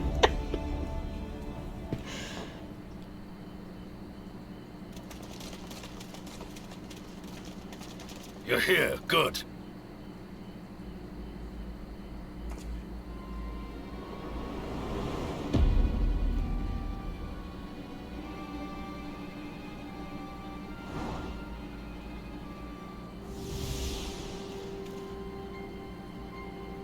Well, well, well! To be received by such an illustrious cast!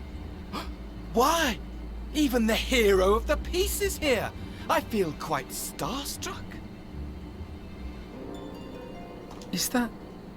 Asahi? His body, more like. You don't fool us. Oh! You saw straight through it! Anyone would think you dealt with Asians before. Permit me to introduce myself. I am Fandaniel, and may I say what a pleasure it is to finally make your acquaintance.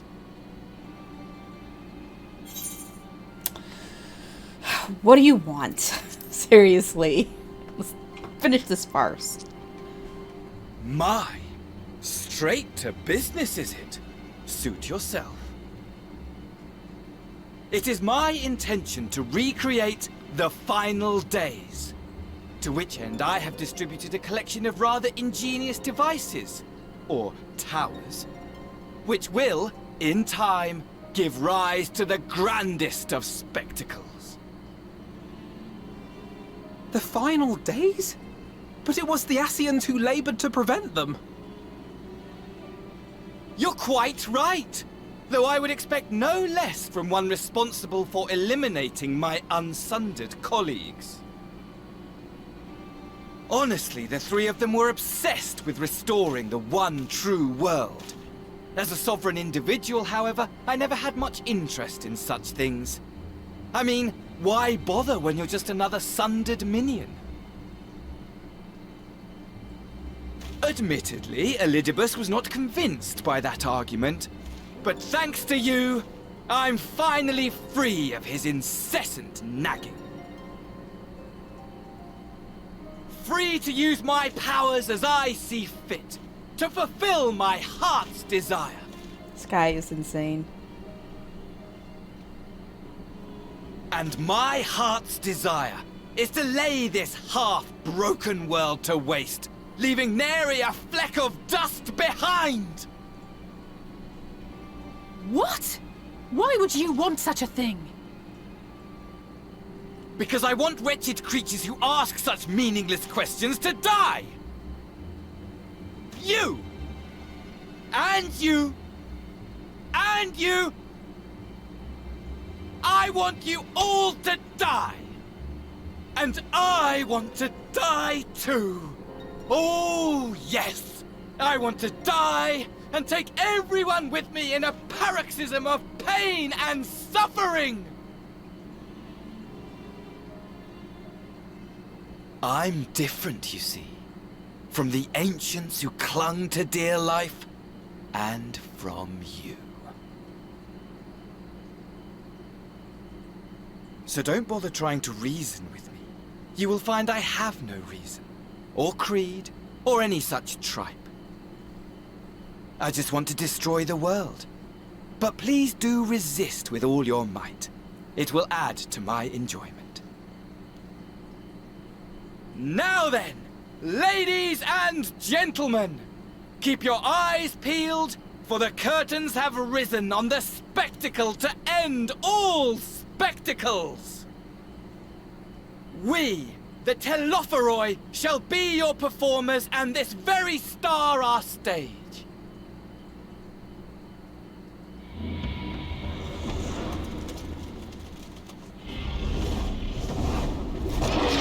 Well, we gotta kill that dude.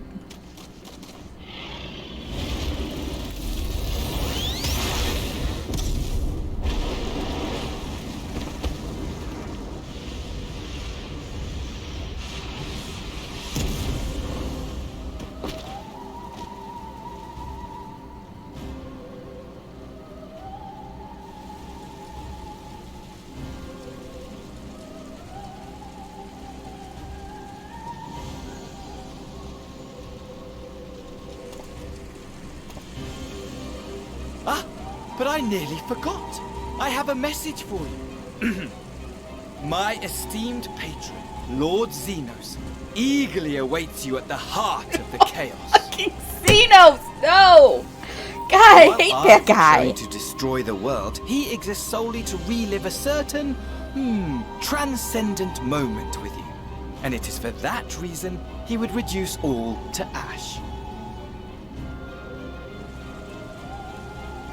Pray see to it his dreams do not go unfulfilled. For if you should disappoint him, my trusty companion here, whom I've dubbed Lunar Bahamut, will burn your cities and everyone in them.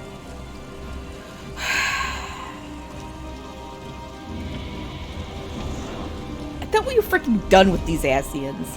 And Midgard Sormer is actually he's not really dead, he's sleeping, because we had to fight him. My men will tend to the blaze. Fight him in Omega and we missed that. Sorry, BP-10. Sorry. We fought him in Omega in the Mega Rings, and we defeated him. I don't think he's dead, but I think he's like in slumber. No, I'm sorry, but I have to get through Endwalker. I'm telling you, my nephews are about ready to to revolt. Okay. What part could these towers feasibly play in the Telophorai's plans, do you think? I, for one, am at a loss, for now. We should bear word of these developments to the others. I only hope Thancred and Urianger are safe. Though our objectives were different, I could understand why Elidibus and his fellows acted as they did. Van Daniel? It will take some time to make some sense of it all, if indeed there is any sense to be found. Are you all right, Rizlan? The rest of us are fine, if a little singed. That dragon let us off lightly. Honestly, though, only a madman would choose the name Lunar Bahamut. Which just about sums up Van Daniel, I suppose. Our scouts report that the Asian and his dragon have left Garabania. It seems this was purely a social visit. Thank goodness everyone's safe. We've managed to put out the fire, though not quickly enough to save the garden. Raoban, can I leave it to you to send word to the Alliance? I'm going to take a unit and investigate the tower. We need to find out what it's for. We'll go with you. No, you won't. You'll rest. From what Merlwib tells me, you're due some time off duty. Should we learn anything about the tower, we'll be sure to share it with you. Until then, I want you to rest. Very well. But if you need our help, don't hesitate. And take care, both of you.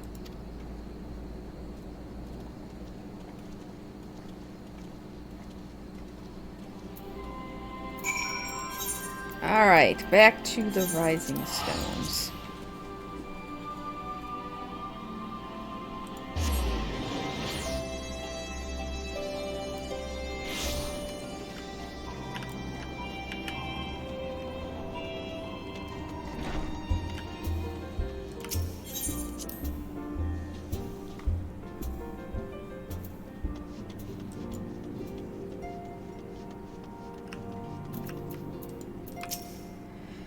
Ah, you're back too.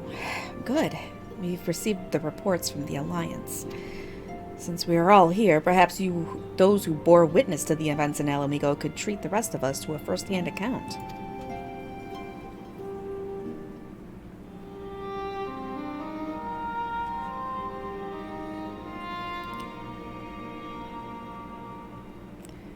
No sooner do we overcome one problem than another appears.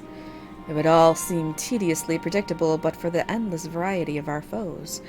This Van Daniel sounds even more unhinged than his patron. Unhinged, perhaps, but no fool. For all his pantomime theatrics, he gave away little about his plot. We know only that he intends to recreate the final days, and that the towers will somehow facilitate this.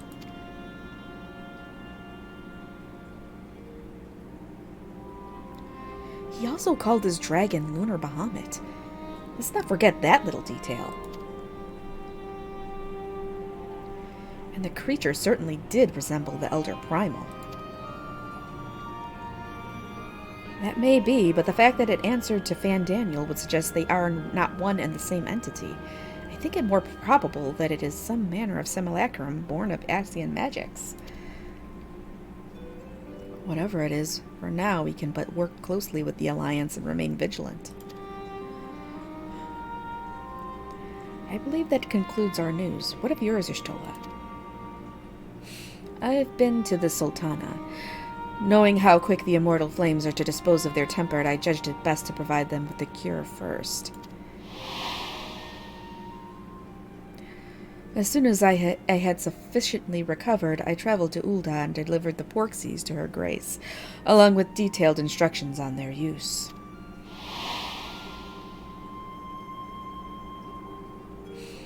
Yet my visit chanced to coincide with the arrival of some troubling tidings.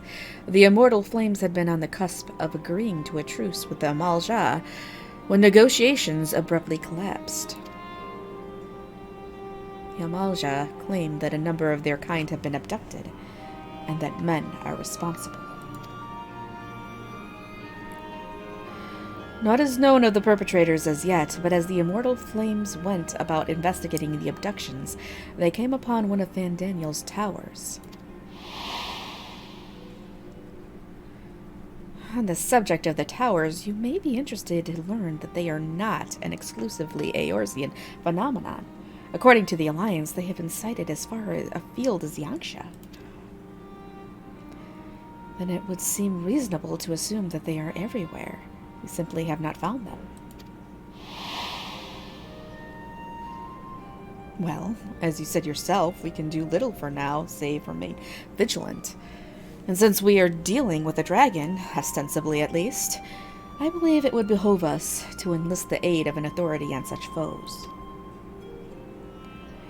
Astinian! Astinian? Now, just a moment. If he could be persuaded to lend us his lance, I would be the first to welcome it. But the truth is, we will struggle to even find him.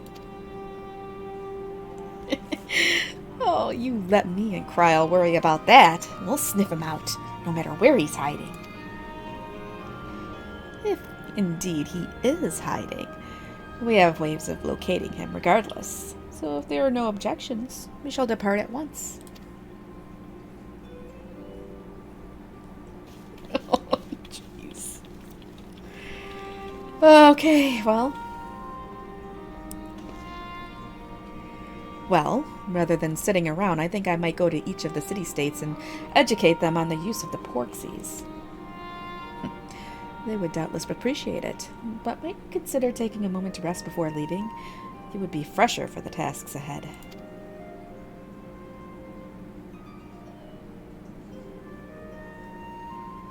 Well, my friend, our moment of triumph did not last long.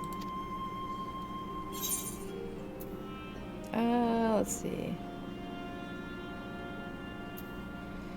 Well, 'twas ever the way, the world often needs saving.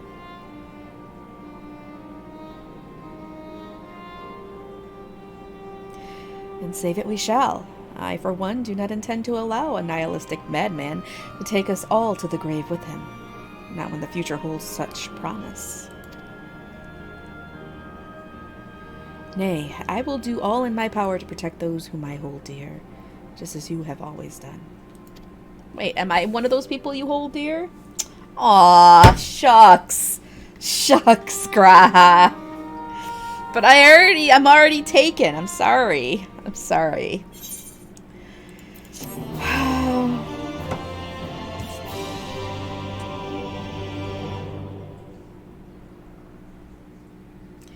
Meanwhile, somewhere in the locks. Uh-oh.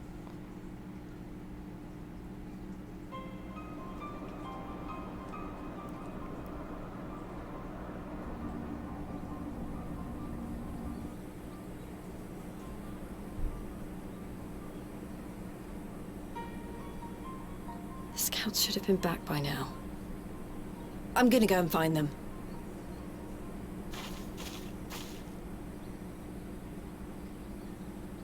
Uh-oh. Oh, thank goodness for that.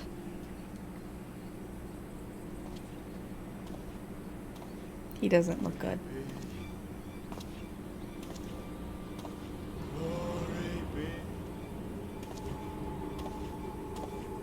Glory be.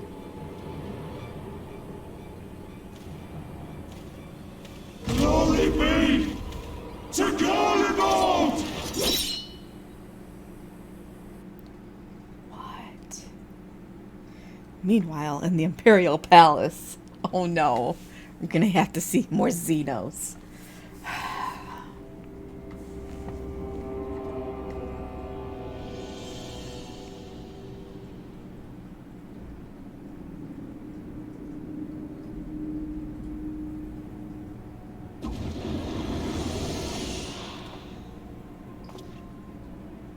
The piles have been driven as planned, and the first of the beasts has roared to life. Moreover, I am pleased to report that preparations are well underway for the rest. Ere long, chaos shall reign over all the land, as befits the final days. Call it what you will, so long as my friend returns to me, fangs bared and claws sharpened. I care not. Of course, my lord. By strange coincidence, your dear friend chanced to be present when I made my declaration. I took the liberty of informing her that you await her coming, though I confess, I may have singed her a little in the process.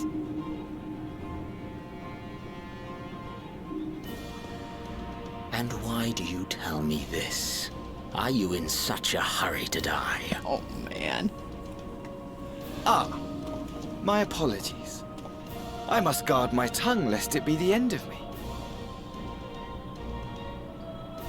Though, there is something to be said for such a glorious death.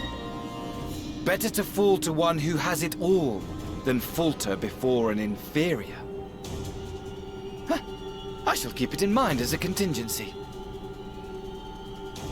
For now, however, I shall proceed with the plan. My lord.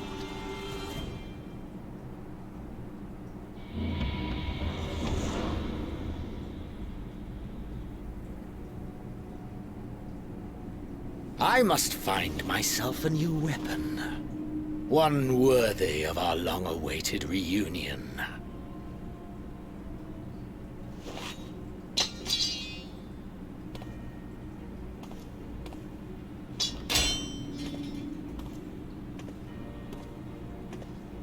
Damn, how heavy is he? I mean, I know he's got that. He's got all that junk in his trunk, but seriously.